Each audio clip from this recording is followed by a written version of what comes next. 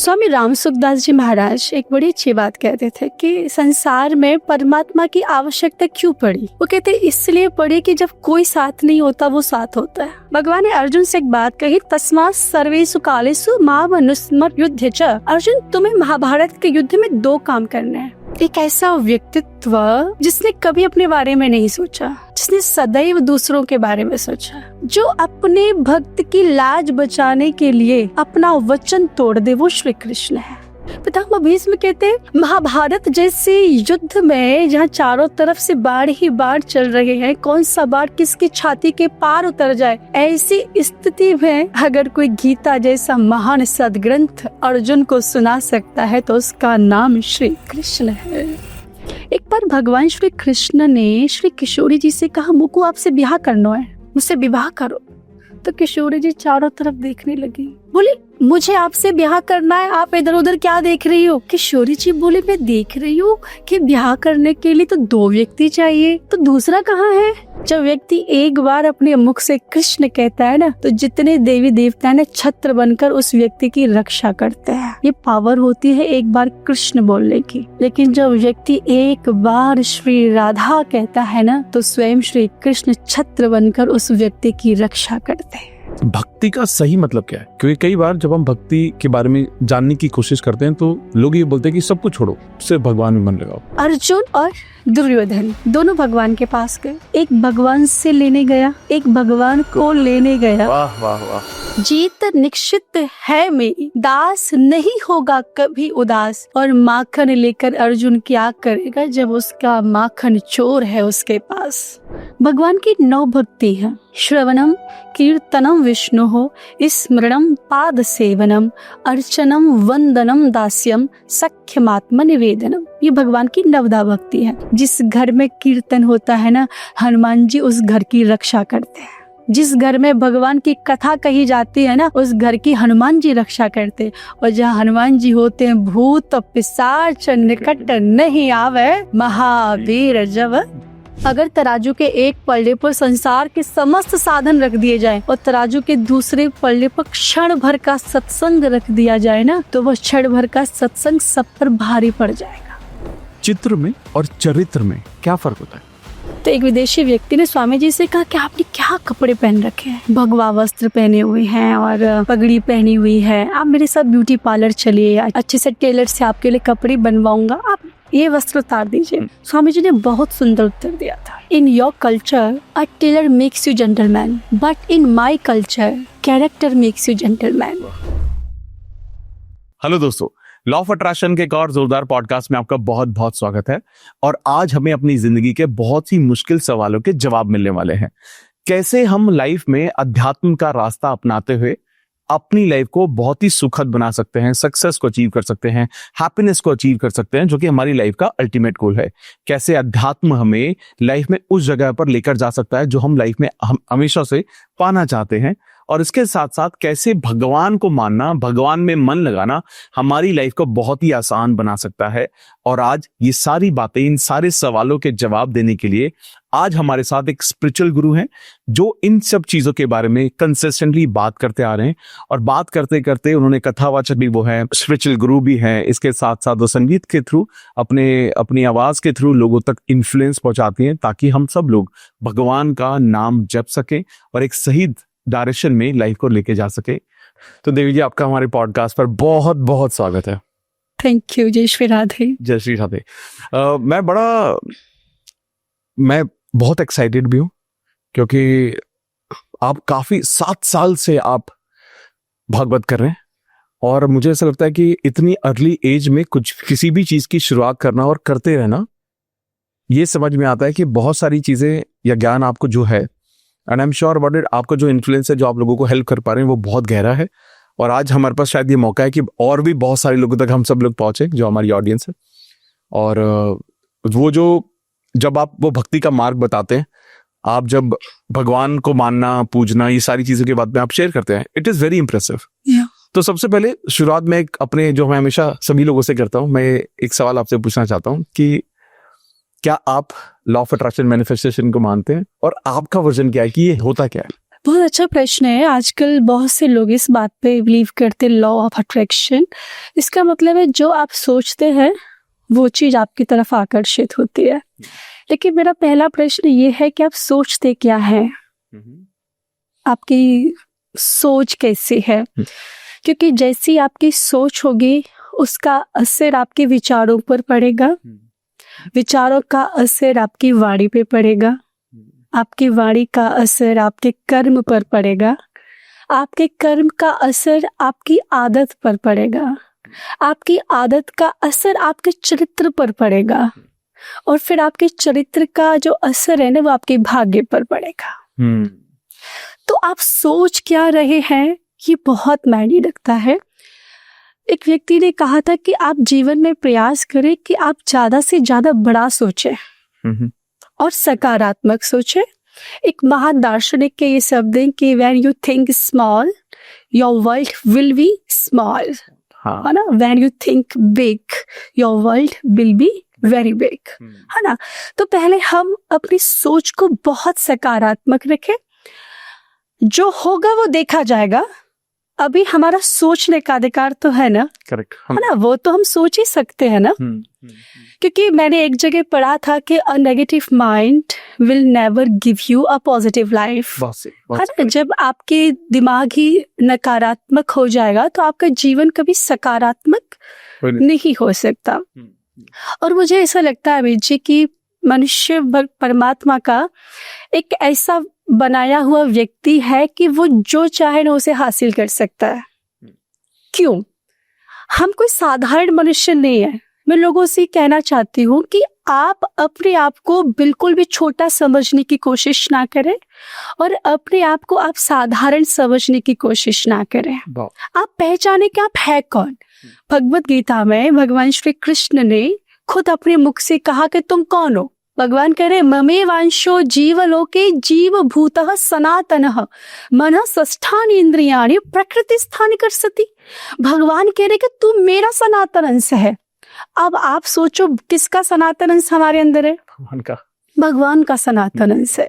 तो जिसके अंदर श्री बांके बिहारी का सनातन अंश मौजूद है वो संसार में कुछ भी उखाड़ सकता है, वो संसार में कुछ भी कर सकता है। तो जो हमारा जो माइंड है ना, your mind is a magnet. If you always think of problems you attract more problems.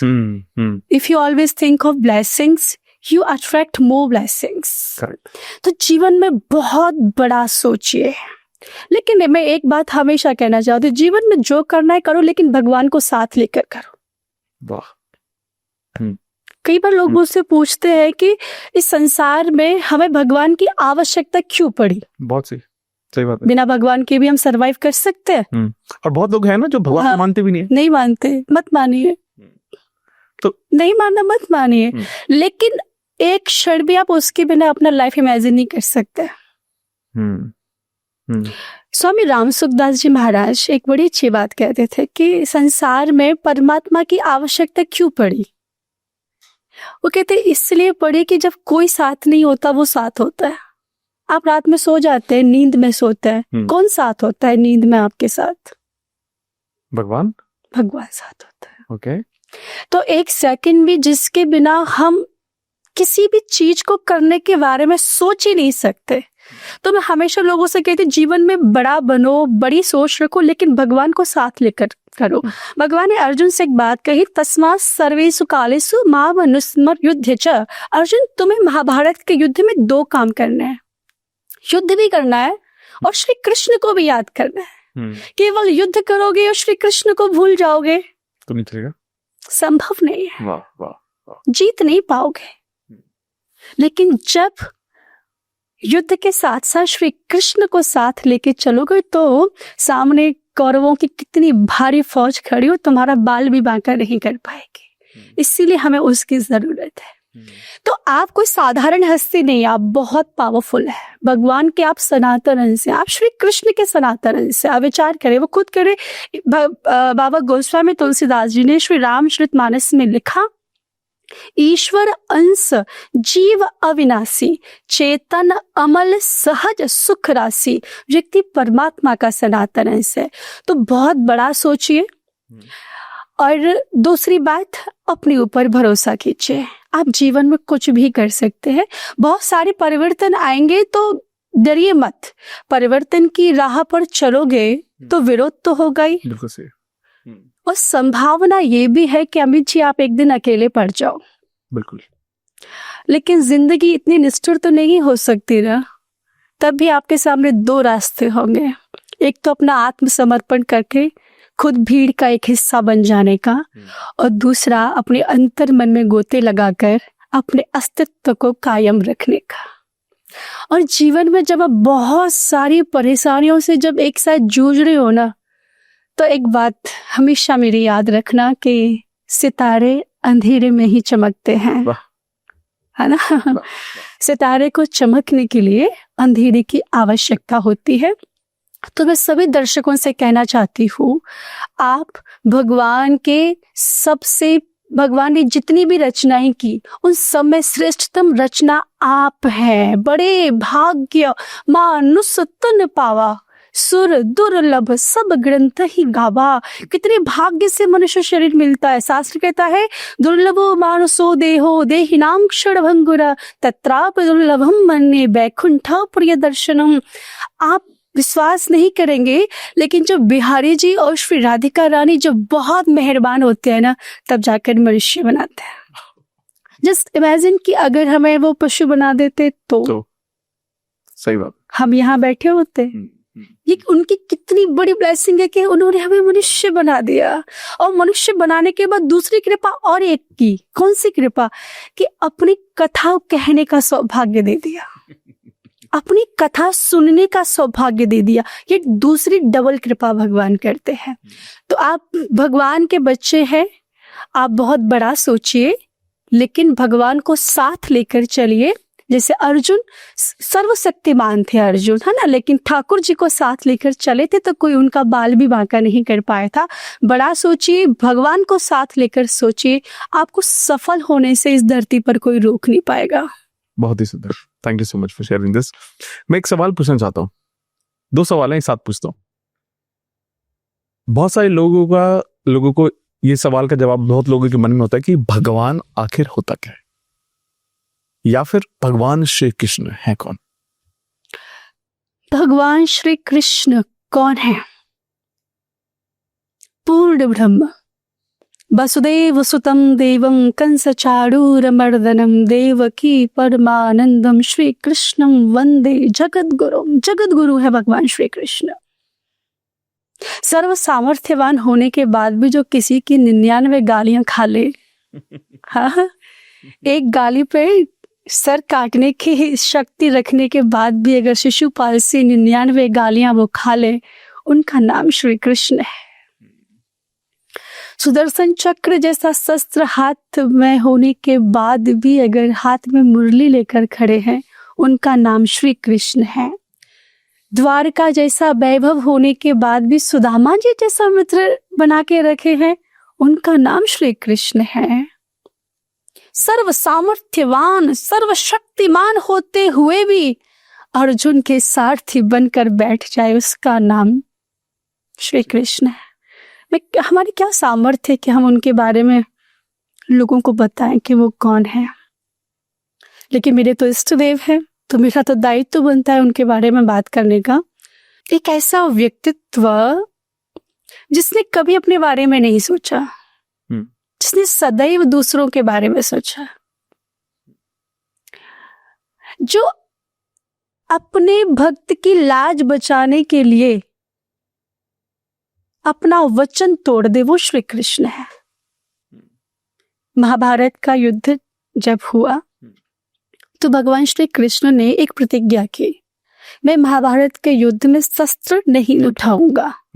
यह बात पितामह भीष्म को पता चली और पितामह भीष्म ने एक प्रतिज्ञा कर डाली कि आज जो हर ही शस्त्र न गहाऊं तो मैं गंगा जननी को शांतनु सुत न कहाऊं।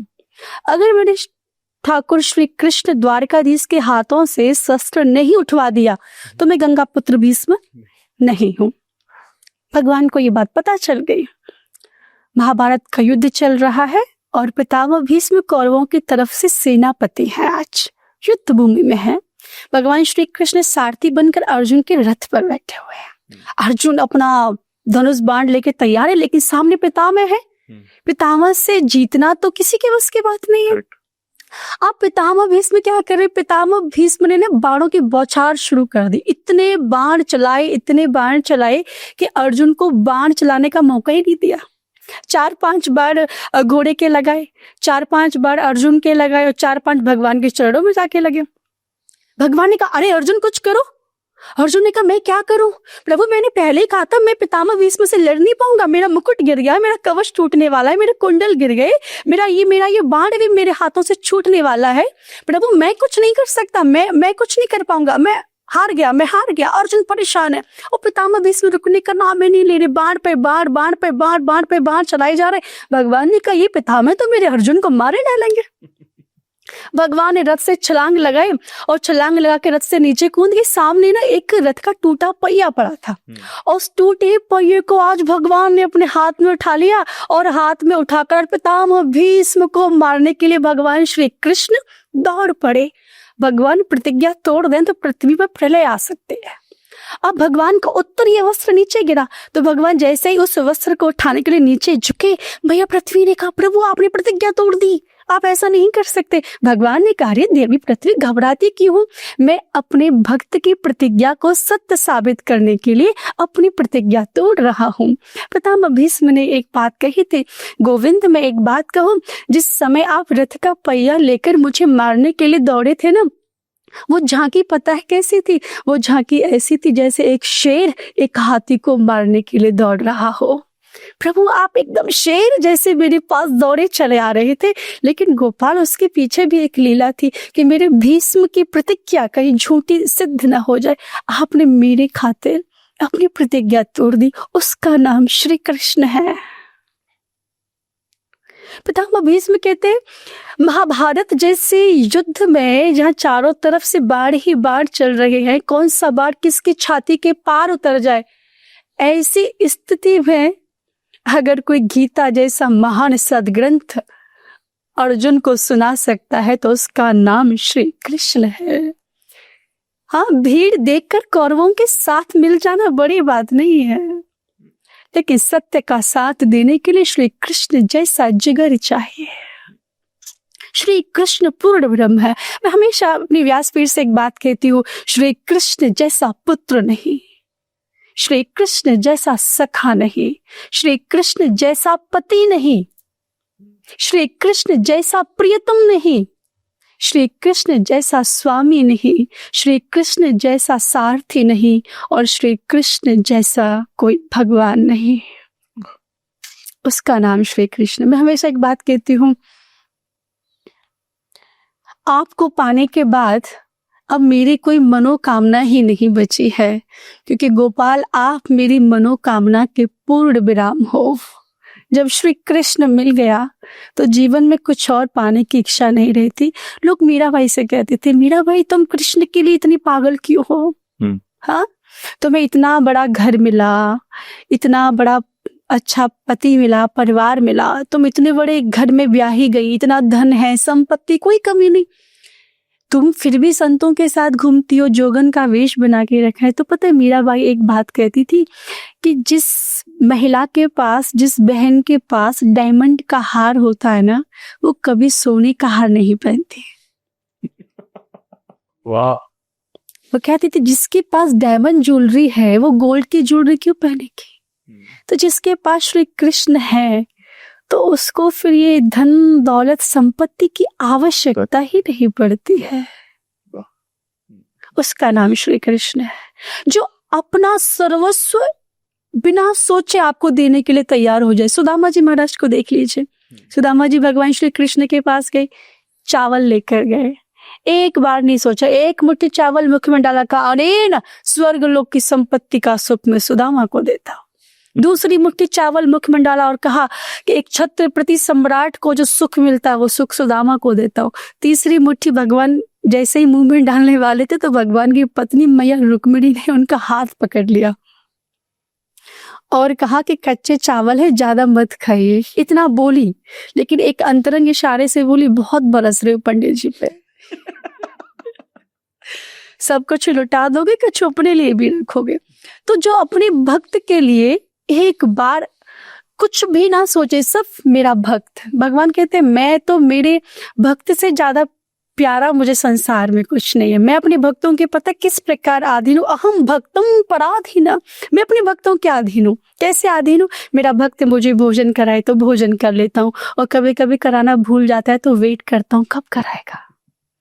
ये मेरे भक्तों के अधीन हूँ। मेरा भक्त जैसे चाहे मुझे वैसे नचारे। आपने सुना नहीं, ताहे अहीर की छोहरिया छछियावर छाछ पे नाच नचावे।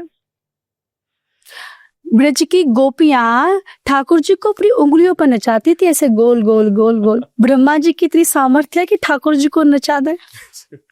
किसी देवी देवता की इतनी सामर्थ्य है कि वो ठाकुर जी को अपनी उंगलियों पे गोल गोल नचा दे, लेकिन ब्रज की गोपियां गोल गोल नचाती थी। भगवान जब गलियों में से गुजरते थे तो गोपी कहती थी, एक कन्हैया कहाँ जा रहे हो? भगवान कहते बोल कहाँ काम है? तो गोपी कहती हमारी मटकी में चींटी पड़ गई है ना, चींटियां जो होती हैं। हाँ, तो चींटियां पड़ गई हैं तो उनको बीन देवेगो। मैं ब्रज भाषा में आपको बता रही हूँ। तो भगवान कहते थे बीन तो दूंगा पर तू बदले में कहा देगी। तो गोपी कहती थी जब तू सबरी चैंटी ने बीन देवेगो तो तुमको बदले में 1 छटाक माखन दूंगी। अच्छा। 1 छटाक। तो पता है भगवान श्री कृष्ण 1 छटाक माखन गोपियों से खाने के लिए दिन और रात चींटियां बीनते थे। ये प्रेम। भगवान कहते हैं भाव का भूखा हूं मैं, भाव ही बस सार है, भाव से मुझको भजे तो भव से बेड़ा पार है। भाव बिन सुनी पुकार मैं कभी सुनता नहीं, भाव पूरित टेढ़ी करती मुझे लाचार है। आपके श्री कृष्ण को आपसे सिर्फ प्रेम चाहिए, आप उसको प्रेम दे दीजिए, क्योंकि बिना प्रेम रिझे नहीं नटवर नंद किशोर। अगर गोविंद को किसी में रिझाने की ताकत है तो वो ताकत है आपके प्रेम के अंदर, जो गोपियों के पास थी, जो मीरा भाई के पास थी, आपके पास होगी, ठाकुर जी आपके पास आ जाएंगे।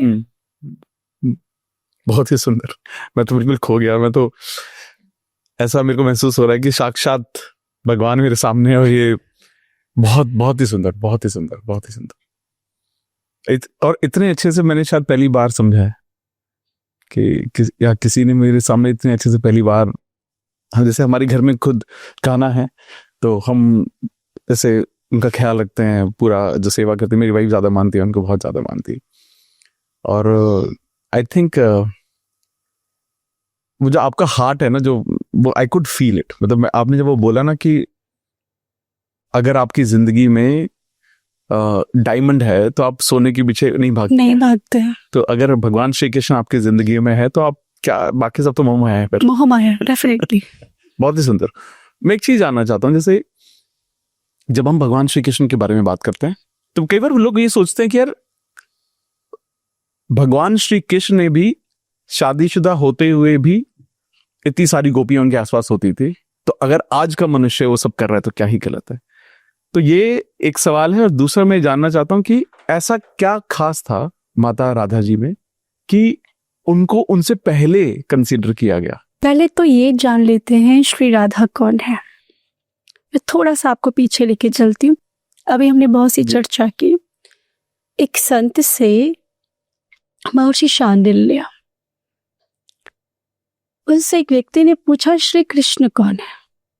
उन्होंने कहा श्री कृष्ण है चंद्र। क्या कहा? चंद्र। कहाँ के चंद्र? उन्होंने कहा श्री किशोरी जी के हृदय में जो प्रेम का सागर उमड़ता है ना, उसकी लहरों से प्रकट हुए चंद्र है श्री कृष्ण। उसने पूछा फिर ये किशोरी जी कौन है? ये राधा रानी कौन है? उन्होंने कहा राधा रानी है पूर्ण चंद्र। कहाँ के पूर्ण चंद्र? कि श्री कृष्ण के हृदय में संयोग और वियोग की जो लहरें उमड़ती है ना, उन लहरों से प्रकट पूर्ण चंद्र है श्री राधा। दोनों चकोर हैं, दोनों चंद्रमा है।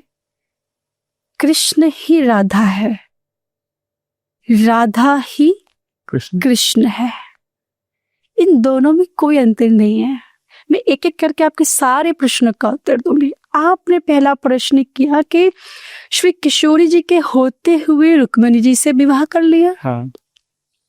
मैं आपसे एक प्रश्न पूछती हूँ, विवाह के लिए कितने व्यक्तियों का होना जरूरी है? विशेषकर दो, एक स्त्री और एक पुरुष होगा तो विवाह हो जाएगा। जी हाँ। बाकी बाराती ना आए कोई फर्क नहीं पड़ता। करेक्ट। एक बार भगवान श्री कृष्ण ने श्री किशोरी जी से कहा, मुझको आपसे ब्याह करना है, मुझसे विवाह करो। तो किशोरी जी चारों तरफ देखने लगी, बोले मुझे आपसे ब्याह करना है, आप इधर उधर क्या देख रही हो? किशोरी जी बोले, मैं देख रही हूँ कि ब्याह करने के लिए तो 2 व्यक्ति चाहिए, तो दूसरा कहाँ है? वाह। दूसरा कहाँ है, वो तो दिखाओ, किससे करना है? भगवान बोले, हम दोनों को करना है। किशोरी जी बोले, हम दोनों 2 हैं कहाँ, है ना, हम दोनों तो एक हैं। ठाकुर जी बोले, फिर भी मुझको ब्याह करना है, करो ना। किशोरी जी ने कहा, जो मेरे प्रियतम की इच्छा है वही तो मेरी इच्छा है। हमारी किशोरी जी के बारे में एक बात बताएं, मतलब पॉडकास्ट नहीं हो पाएगा, मुझे रोना आ जाएगा। किशोरी जी ने कभी जीवन में अपने बारे में नहीं सोचा।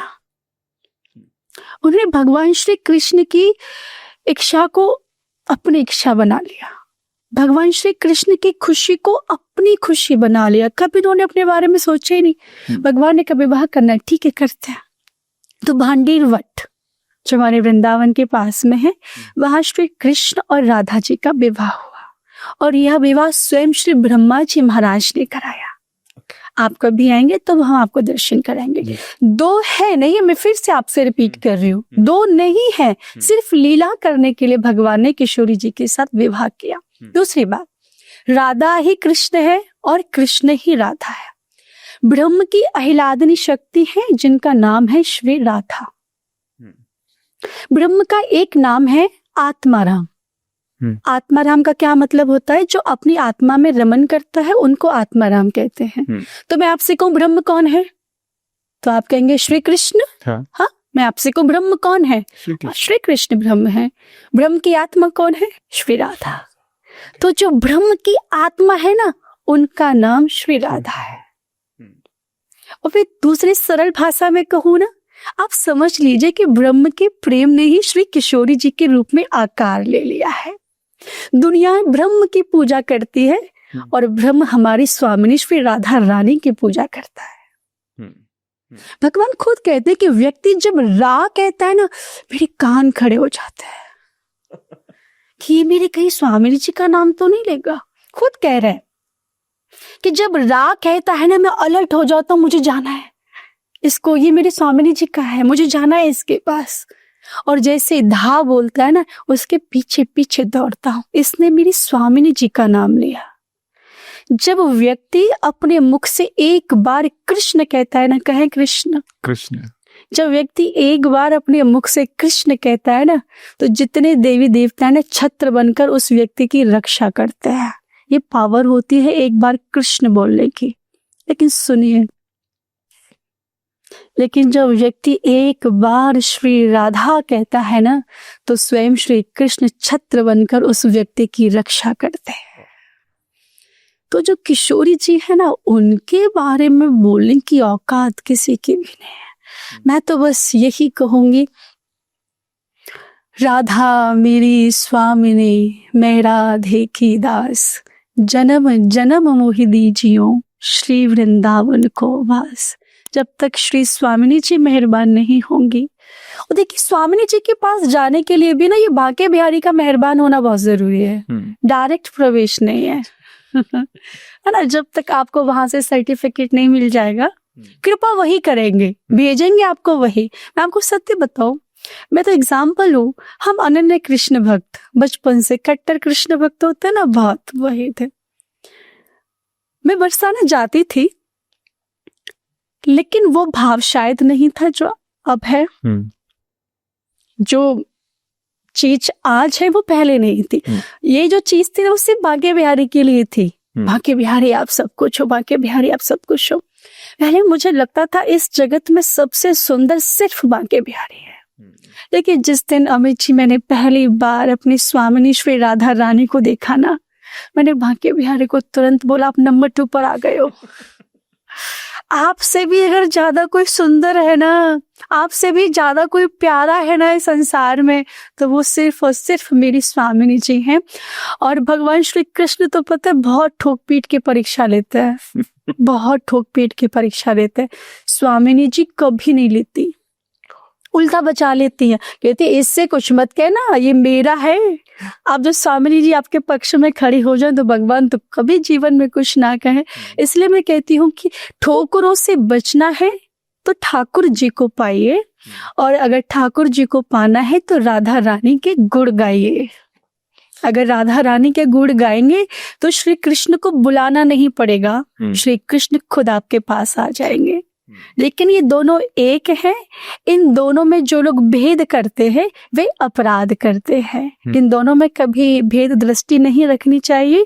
ये दोनों एक हैं, नाम अलग अलग है लेकिन दोनों एक है। कृष्ण ही राधा है और राधा ही कृष्ण है, ये दोनों एक है। रही बात तीसरा प्रश्न, भगवान ने इतने विवाह किए, हम कर लें तो क्या फर्क पड़ता है? 2-3 तरीके से उत्तर देती हूँ। कर लीजिए ना, कौन रोक रहा है, कर लीजिए। एक ब्याह तो बड़ी मुश्किल से होता है, ये संभाला जाता है। हाँ, कितने बिचौलिए बीच में कितनी झूठी तारीफें करते हैं, हमारा लड़का बड़ा शरीफ है, बड़ा अच्छा है, कुछ खाता पीता नहीं है, तब जाके तो एक ब्याह होता है। पर 16,108 विवाह आपसे करेगा कौन? और आपसे एक नहीं संभाला जा रहा, आप इतने संभाल लेंगे? लोग बहुत तर्क करते हैं अमित जी, मैं कथाओं में भी बोलती हूँ कि भगवान ने जो विवाह किए इसके पीछे बहुत कथा है, ऐसे ही नहीं कर लिए भगवान ने विवाह। भगवान कोई भी काम ऐसे ही नहीं करते। पहली बात तो ये है कि भगवान श्री कृष्ण के सिर्फ 16,108 ही विवाह नहीं हुए, सिर्फ 16,108 ही पत्नियां नहीं है, बल्कि संसार में जितने जीवात्माएं सब श्री कृष्ण की ही तो पत्नियां हैं। आत्मा का पति कौन है? हाँ, भगवान श्री कृष्ण। तो जितनी जीवात्माएं सब उसकी पत्नियां हैं। तो 16,108 गिनती करने की जरूरत नहीं, गिनती करने तो सारी जीवात्माओं को लेकर गिनती करो। आत्मा का पति तो केवल एक ही होता है, उसका नाम श्री कृष्ण है। इस शरीर का कोई पति हो सकता है, इस शरीर की कोई भी पत्नी हो सकती है, इस शरीर के कोई भी बच्चे हो सकते हैं, माता पिता हो सकते हैं, कुछ भी हो सकता है, लेकिन आत्मा का पति कृष्ण, आत्मा की पत्नी कृष्ण, आत्मा का सखा कृष्ण, आत्मा का मित्र कृष्ण, आत्मा का प्रियतम कृष्ण, आत्मा की माँ कृष्ण, आत्मा का पिता कृष्ण। त्वमेव माता च पिता त्वमेव, त्वमेव बंधु च सखा त्वमेव, त्वमेव विद्या द्रविणम त्वमेव, त्वमेव सर्वं मम देव देव। तो ठाकुर जी के केवल 16,108 विवाह नहीं, ये तो गिनती के हैं, बल्कि भगवान के तो न जाने कितने विवाह हुए, हम गिनती भी नहीं कर सकते। हम सब भगवान की पत्नियां ही तो हैं, क्योंकि हम सब जीवात्मा हैं। और जीवात्मा की पत्नी कौन, पति कौन? केवल श्री कृष्ण। मीराबाई से एक स्त्रियां कहा करती थी, मीराबाई गिरधर को पति पति कहकर संबोधित करती थी कि मेरो तो गिरधर गोपाल दूसरो न कोई, जाके सिर मोर मुकुट मेरो पति सोई। मेरा पति है श्री कृष्ण। तो जो गांव की माताएं थी विरोध करती थी, अरे मीरा तुम परमेश्वर को अपना पति पति कहती रहती हो, वो तो परमेश्वर है, वो पति कैसे हुआ? तो मीराबाई बहुत सुंदर उत्तर देती थी। मीराबाई कहती थी, बहनाओं, जब दुनिया की माताएं, जब ये दुनिया की स्त्रियां एक साधारण से पति को परमेश्वर कहती है, हमारे यहाँ पर पति को क्या कहते हैं? पति परमेश्वर। मीराबाई कहती थी कि जब दुनिया की माताएं एक साधारण से पति को परमेश्वर कहती हैं, तो क्या ये मीराबाई परमेश्वर को अपना पति नहीं कह सकती क्या? तो श्री कृष्ण तो सबका पति है, और 16,108 गिनने की जरूरत नहीं है, सबको गिनिए। और भगवान ने जो 16,108 विवाह किए, इसके पीछे भी एक कथा है, बहुत बड़ी कथा है। 8 भगवान की मूल पटरानियां हुई, मैया रुक्मिणी, मैया सत्यभामा, मैया जाम्बवती, मैया मित्रवृंदा, मैया यमुना, मैया भद्रा, मैया लक्ष्मणा, ऐसे करके भगवान की 8 मूल पटरानियां हुई थी। और 16,100 के बारे में एक कथा आती है कि एक भौमासुर नाम का राक्षस था जो भूमि से उत्पन्न हुआ। ये क्या करता था, बड़े बड़े राजघरानों में जाता और सुंदर सुंदर राजकुमारियों का हरण करके ले आता और कारागार में डाल देता। 16,100 को उसने कैदी बना लिया और मन में संकल्प लिया कि जब ये राजकुमारियां 20,000 हो जाएंगी तब एक साथ इनसे विवाह कर लूंगा। भगवान के पास सूचना पहुंची, भगवान आई, भगवान ने भौमासुर को मार दिया। अब भगवान ने जब भौमासुर के कारागार में प्रवेश किया और जब वहां पर राजकुमारियों को देखा तो भगवान के नेत्र में अश्रु आ गए। भगवान ने कहा अब इनसे कौन विवाह करेगा? संसार का कोई भी राजकुमारी ने स्वीकार नहीं करेगा। कहेंगे अरे ये तो भौमासुर की यहाँ पे रहकर आई, ये तो अपवित्र हो गई, दूषित हो गई, हम इनसे विवाह कैसे करें? अब ये इनका होगा क्या? फिर आपसे एक निवेदन है, जो लोग तर्क करते हैं ना भगवान के विवाहों के बारे में, सुन लीजिए। भगवान ने कहा अब इनका क्या होगा?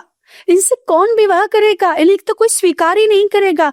अब इनके माता पिता भी नहीं स्वीकार नहीं करेंगे। अब इनके पास दो ही रास्ते हैं, या तो कुछ आधे आत्महत्या कर लेंगी और आधी कुछ गलत रास्ते पे चली जाएगी। भगवान ने कहा ये तो अनर्थ हो जाएगा, इनमें इन देवियों की क्या गलती है? तो भगवान ने पता है उन देवियों के पास गए और कहा देवियों आपके मन में कोई अन्यथा विचार ना हो ना, तो मैं आप सभी से विवाह करने के लिए तैयार हूँ। जिनसे कोई विवाह नहीं कर रहा था ना अमित जी, उनसे मेरे ठाकुर श्री कृष्ण ने विवाह किया, पत्नी बनाया, सम्मान दिया, समाज में जीने का अधिकार दिया। और लोग तर्क करते हैं कि भगवान ने इतने विवाह किए। वो समस्त स्त्रियां भगवान के चरणों में लेट गई, प्रभु इतने दयावान, इतने दयालु, हमें तो कोई संसार का पुरुष भी स्वीकार नहीं करता और श्री कृष्ण आपने अपनी पत्नी बना लिया। आपके जैसा कोई नहीं है। इसलिए मैं हमेशा कहती हूँ श्री कृष्ण जैसा कोई नहीं। बहुत ही सुंदर।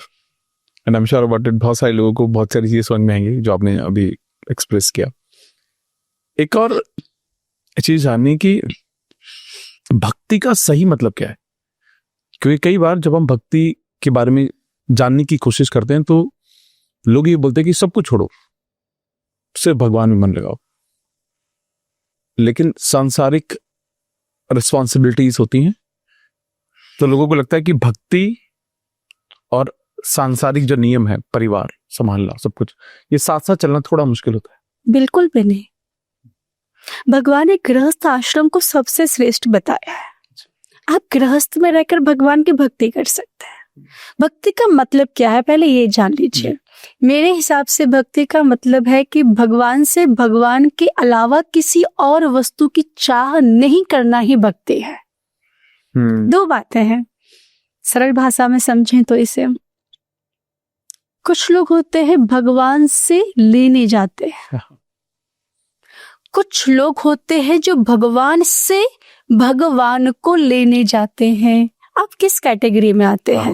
अगर नंबर 2 की कैटेगरी में आते हैं तो आपकी भक्ति श्रेष्ठ है है ना। अगर नंबर 1 की कैटेगरी में आते हैं तो थोड़ा सा गड़बड़ है।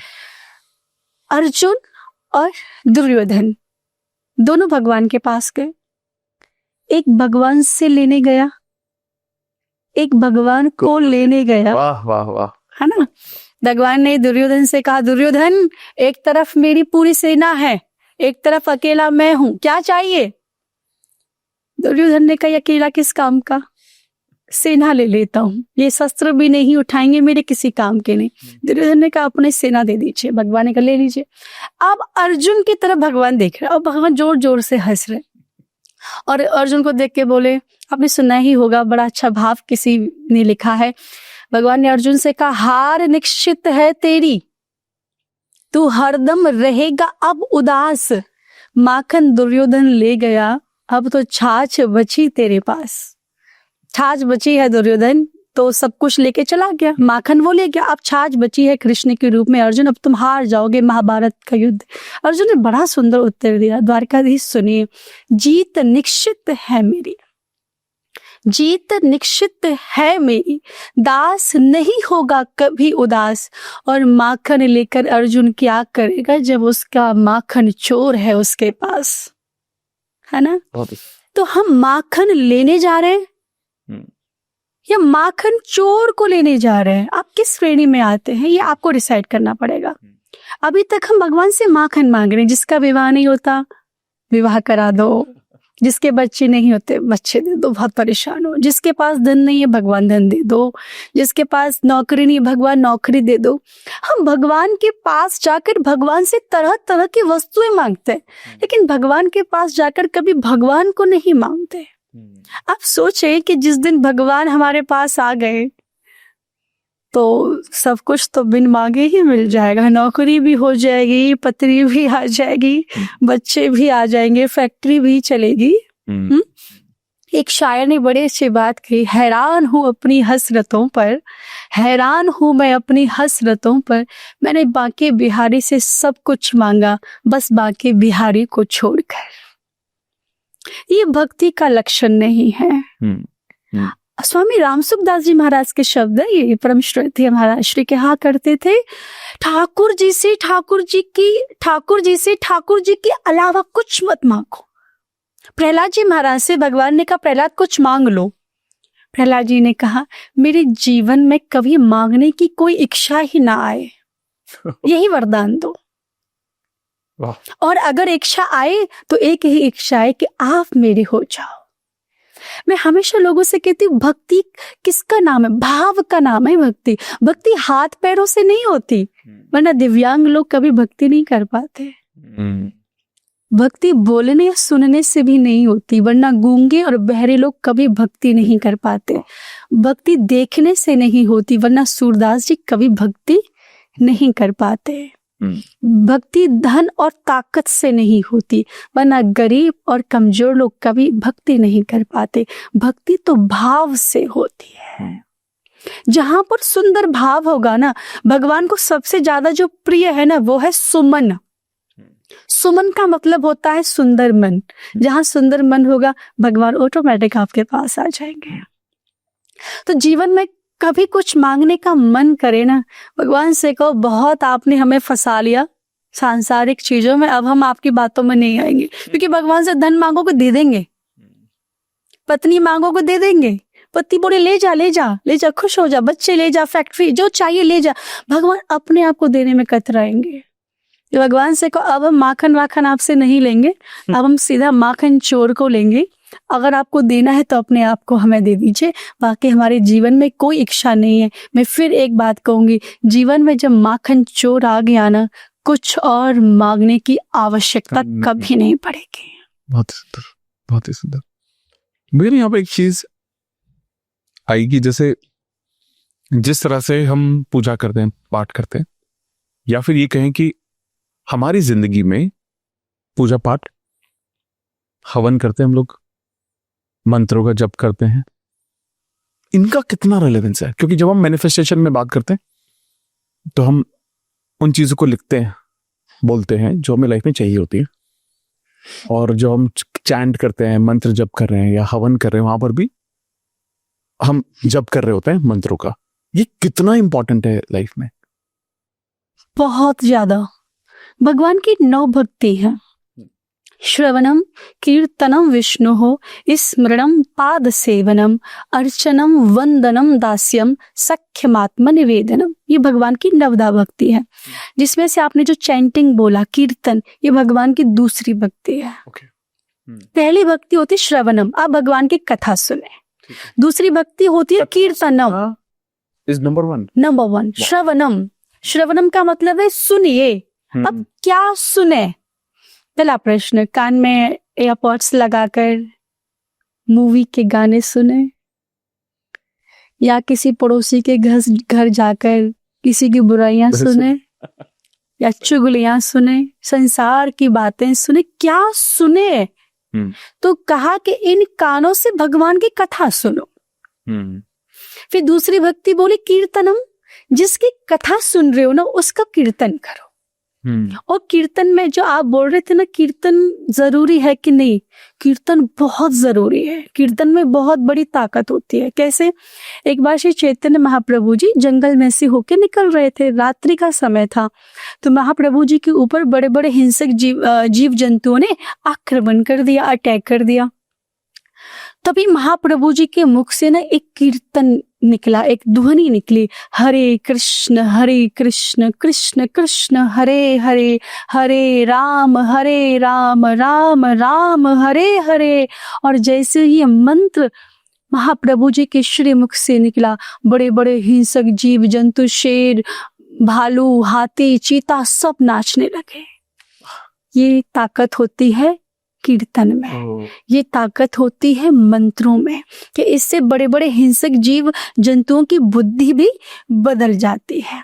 और इसलिए मैं हमेशा कहती हूँ कि अपने घर में एक नियम बनाओ कि रोज हम 1 घंटे परिवार के साथ बैठकर कीर्तन करेंगे।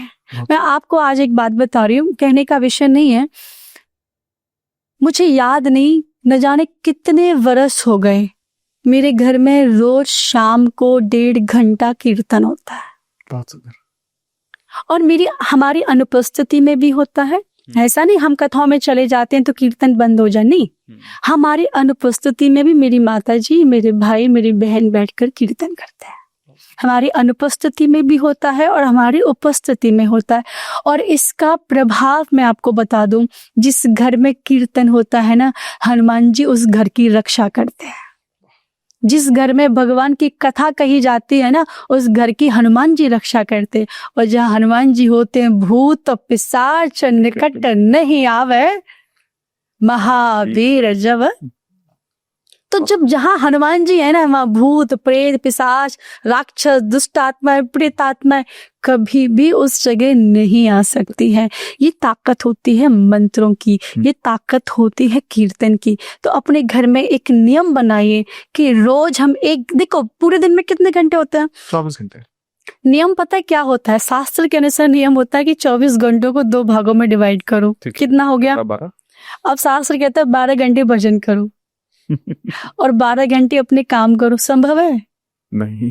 चलो 12 घंटे का आधा करो, 6 घंटे। चलो 6 घंटे भजन करो, बाकी के समय अपने काम करो। नहीं कर पाएंगे लोग, मुश्किल है। चलो 6 घंटे का आधा करो, 3 घंटे भजन करो, बाकी के 21 घंटे अपने काम करो। मुश्किल है। 3 घंटे का आधा करो, 1.5 घंटा भजन करो, बाकी के समय काम करो। कर पाएंगे?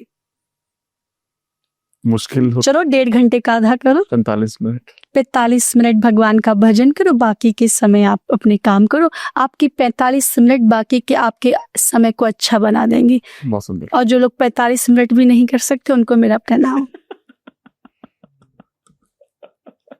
सही बात। आया है सो जाएगा, राजा रंक फकीर, कोई सिंहासन चढ़ चला, कोई बंधा जंजीर। जिसने जन्म लिया है उसको जाना पड़ेगा।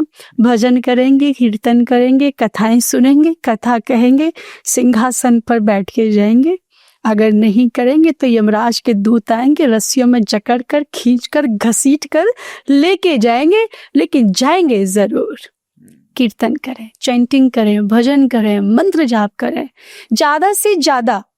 मैं हमेशा कहती, लोग कहते हैं हमारे पास समय नहीं है, हम काम कर रहे हैं घर के, भजन कैसे करें? हम कहते काम करते चलो, नाम जपते चलो, हर समय कृष्ण का ध्यान धरते चलो, मुरली वाले को मन से रिझाते चलो, कृष्ण गोविंद गोपाल गाते चलो। लोग कहते हैं हम 24 घंटे उनके नाम को गाएंगे तो क्या होगा? तो मैं उनसे एक बात कहती हूँ कि याद आए कि उनको कभी ना कभी। ऐसा तो है नहीं हम किसी व्यक्ति को याद करें और फिर वो हमें वापस रिस्पॉन्ड ना करे, कभी तो करेगा। हम किसी मार्केट में जा रहे हैं, आप मार्केट से निकल के जा रहे हैं और मैंने आपको पहचान लिया, मैं आपके पीछे पीछे, आप मेरे आगे आगे। मैंने एक बार अमित जी बोला, आपने सोचा किसी और अमित को बुलाया होगा। मैंने फिर से आपका नाम लिया, फिर से आपका नाम लिया, लेकिन आप पीछे मुड़ के नहीं देख रहे। लेकिन जब मैं बार बार आपके नाम को पुकारूंगी तो आपको भी पीछे मुड़ के देखना पड़ेगा ना, भैया कौन इस भीड़ में मेरा नाम ले रहा है। तो वैसे ही जब हम बार बार भगवान के नाम को गाएंगे तो उनको एक बार देखना ही पड़ेगा कि कौन मुझे पुकार रहा है। तो याद आएगी उनको कभी ना कभी, कृष्ण दर्शन भी देंगे कभी ना कभी। ऐसा विश्वास मन में जगाते चलो, कृष्ण गोविंद गोपाल गाते चलो। हर समय भजन कीजिए। आपके जीवन का एक भी क्षण ऐसा नहीं जाए जिस समय आपने भजन नहीं किया। श्री हनुमान जी महाराज ने कहा, श्री रामचरितमानस में बाबा गोस्वामी ने लिखा है, कहा हनुमंत विपत्ति प्रभु सोई, जब तब सुमिरन भजन न होई। व्यक्ति के जीवन में विपत्ति का समय तब होता है जब वह अपने भगवान को भूल जाता है। जिस समय भजन करना बंद कर देता है वह उसके जीवन का सबसे बड़ा विपत्ति वाला समय होता है, और जिस समय वो श्री कृष्ण को याद करता है यही उसका सबसे अधिक संपत्ति और सुख वाला समय होता है। बस बहुत ही सुंदर, बहुत ही सुंदर। लेकिन ना मेरा एक सवाल है आपसे यहाँ पे, जब हम सनातन में भगवान के बारे में बात करते हैं तो बहुत सारे देवी देवता हमारे सामने आते हैं, ठीक है। कोई माता शेरावाली माता को मानता है, कोई भगवान श्री कृष्ण को, कोई महादेव, कोई बजरंगबली जी को। तो किस भगवान को पूजना चाहिए ये कैसे डिसाइड किया जाए? मैं हमेशा एक बात कहती हूँ सभी से, अपनी व्यासपीठ से भी मैंने बहुत बार बोला है कि निंदा कभी किसी की नहीं करें और निष्ठा एक में रखें। अच्छा, ओके। आप मंदिर में जाते हैं पूजा करने के लिए, वहां पे समस्त देवी देवता विराजमान है ना, ठाकुर जी भी है, हनुमान जी भी है, माँ जगदम्ब भवानी भी है, उमापति महादेव भी है। अब आपकी श्रद्धा बाबा में है, महादेव के अंदर है, मान लीजिए आप बाबा से बहुत प्रेम करते हैं, डेफिनेटली आप उनके पास जाएंगे। लेकिन बाबा के पास में ही श्री हनुमान जी महाराज बैठे हुए हैं, तो अगर आपने श्री हनुमान जी को छोड़ दिया और महादेव की पूजा करी तो हनुमान जी को बुरा नहीं लगेगा, लेकिन बाबा को बुरा लग जाएगा। सबसे पहले आप श्री हनुमान जी महाराज को प्रणाम करें और हनुमान जी महाराज को प्रणाम करके कहें, हे हनुमान जी महाराज, ऐसा आशीर्वाद दो ना कि मेरी महादेव के चरणों में प्रीति और बढ़ जाए। आप ऐसी कृपा करो ना कि बाबा के चरणों में मेरा मन और लगे, तो इससे महादेव प्रसन्न हो जाएंगे। इससे आप निंदा किसी की नहीं करें। हमारे सनातन धर्म में कहा गया कभी निंदा ना करें, लेकिन निष्ठा एक में रखें। दूसरा प्रश्न, बहुत से देवी देवता हैं, कलयुग में रोज कहीं ना कहीं कोई एक देवी, कोई एक बाबा प्रकट हो जाते हैं, किसमें मन को लगाएं।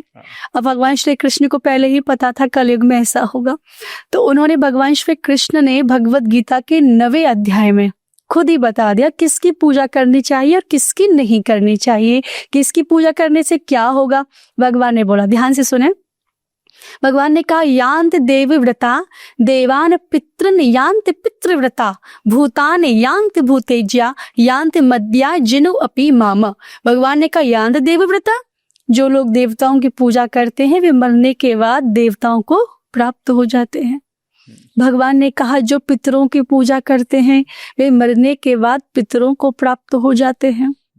फिर कहा, भूतानि यांत भूतेज्या, और जो मनुष्य भूतों की पूजा करते हैं वे मरने के बाद भूतों को प्राप्त हो जाते हैं। फिर कह रहे हैं, और हे श्री अर्जुन, जो श्री कृष्ण की पूजा करते हैं वे अपने श्री कृष्ण को प्राप्त हो जाते हैं।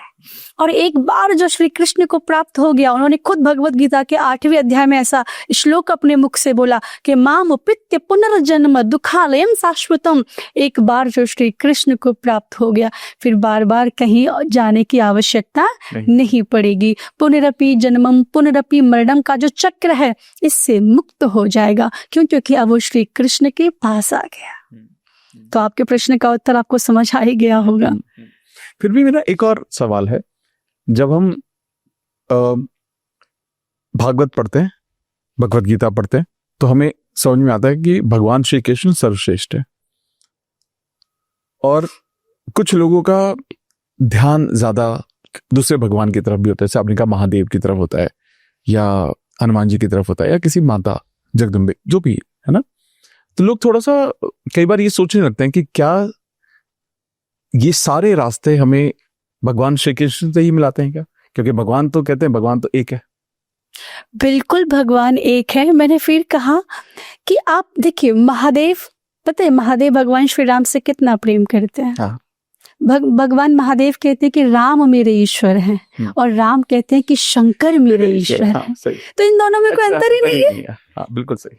आपको जो प्रिय है आप उनकी आराधना कीजिए ना। एक बात बताऊं, जब तक बाबा महादेव की कृपा नहीं होती ना, व्यक्ति को कभी कृष्ण भक्ति प्राप्ति नहीं होती है। वाह। जब महादेव की हस्ताक्षर आपके ऊपर हो जाएंगे ना, जब महादेव कृपा करेंगे, तभी व्यक्ति को भगवान श्री राम और कृष्ण की शरणागति मिलती है। बिना बाबा की कृपा के भगवान श्री कृष्ण के पास नहीं जा सकते आप तो डायरेक्ट पहुंच जाओ, नहीं नहीं नहीं। मुझे याद है बचपन में मैं रोज भगवान शंकर के मंदिर जाती थी, और स्कूल जाने से पहले जब बहुत छोटी थी ना, तो मेरे घर का एक नियम था, सुबह उठो, नित्य कर्म से निवृत्त होकर सबसे पहले बाबा के स्नान कराने के लिए मंदिर जाओ। तो मेरी मम्मी एक लोटा जल भर के मेरे हाथ में दे दिया करती थी, जाओ बाबा की आराधना करो और मंत्र बोलो, कर्पूर गौरम करुणावतारम। तो हम भगवान का अभिषेक करते थे। मैं सत्य बता रही हूँ, जब तक आदिदेव महादेव प्रसन्न नहीं होंगे, भगवान श्री राम और कृष्ण की भक्ति प्राप्त नहीं होगी, क्योंकि वही कृपा करके व्यक्ति को राम जी की तरफ भेजते हैं और कृष्ण की तरफ भेजते हैं, और भगवान श्री कृष्ण फिर कृपा करके व्यक्ति को श्री राधा रानी की तरफ भेजते हैं। ये ऐसे ऐसे सीढ़ियां चलती आ रही है। आप पहले वहां जाइए, वहां से कृपा मिलेगी, तब श्री कृष्ण के पास आएंगे, और देखिए जब श्री कृष्ण कृपा करेंगे तो आप स्वामिनी जी के पास जाएंगे, और वहां जाने के बाद कहीं जाना शेष नहीं रहता है। तो महादेव की कृपा होना बहुत जरूरी है। और पता है बाबा कितना प्रेम करते हैं भगवान से। जितना समुद्र मंथन के समय विष निकला था, सब बाबा ने पी लिया था। तो बाबा का जो कंठ था ना, वो नीला पड़ गया है ना, तो सारा जितना जहर था ना, बाबा ने ना अपने कंठ में रख लिया। तो एक व्यक्ति ने बोला, बाबा आपने इतना जहर पी लिया, कंठ में रख लिया, कंठ नीला पड़ गया, एक काम करो ना, इस जहर को अपने हृदय में उतार लो, अंदर ले जाओ। पता है महादेव ने क्या कहा? नहीं, मैं इस जहर को अपने भीतर लेके नहीं जा सकता। बोले क्यों? क्योंकि हृदय में मेरे राम रहते हैं, हृदय में मेरे राम बैठे हुए हैं। मेरे ये जहर मेरे राम का स्पर्श करे? नहीं, ऐसा नहीं होगा, ये जहर हमेशा मेरे कंठ में रहेगा। तो भगवान में भेद दृष्टि ना लेकर आए, वो एक ही है। आपकी जिनमें निष्ठा है, जो भी आपके आराध्य हैं, उनकी तन से, मन से, हृदय से, आत्मा से आराधना कीजिए, अपने इष्ट की सेवा कीजिए। यही भगवान श्री कृष्ण ने बताया है कि आपकी दृष्टि में आपके इष्ट के अलावा कोई दूसरा ना हो। बाबा तुलसीदास जी महाराज को हर किसी व्यक्ति में सीता राम जी का दर्शन होता था। उन्होंने चौपाई भी लिखी, सिया राम मय सब जग जारी, करहु प्रणाम जोर जुग पाने। समस्त जीवात्मा मेरे लिए सीता राम जी का स्वरूप है, मैं सबको प्रणाम करता हूँ। हर व्यक्ति के अंदर अपने इष्ट को देखिए ना, यही सबसे बड़ी भक्ति है, यही सबसे बड़ी आपका भक्त होने का लक्षण है कि आपको हर व्यक्ति के अंदर अपने इष्ट का दर्शन हो रहा है। लाली मेरे लाल की जित देखूं तित लाल, लाली देखन मैं गई, मैं भी है गई लाल। जहां देखो आपको आपका इष्ट नजर आए, ये है सर्वश्रेष्ठ लक्षण है। बहुत ही सुंदर, बहुत ही। मैं एक दो वर्ड है जो मैंने, जब हम स्पिरिचुअलिटी की बात करते हैं, अध्यात्म की बात करते हैं, भक्ति की बात करते हैं, एक है सत्संग और एक है संगत। तो ये कितना जरूरी है सत्संग का हिस्सा होना और सही संगत का होना, ये जो चक्र है ये कितना जरूरी है आज के वक्त में? दोनों का मतलब समझते हैं। ठीक है। सत्संग क्या है? सत्संग, सत यानी अविनाशी, जो अविनाशी परमात्मा से आपका मिलन करा दे, उसको सत्संग कहा जाता है। सत्संग क्यों जरूरी है, क्या जरूरत है सत्संग करने की?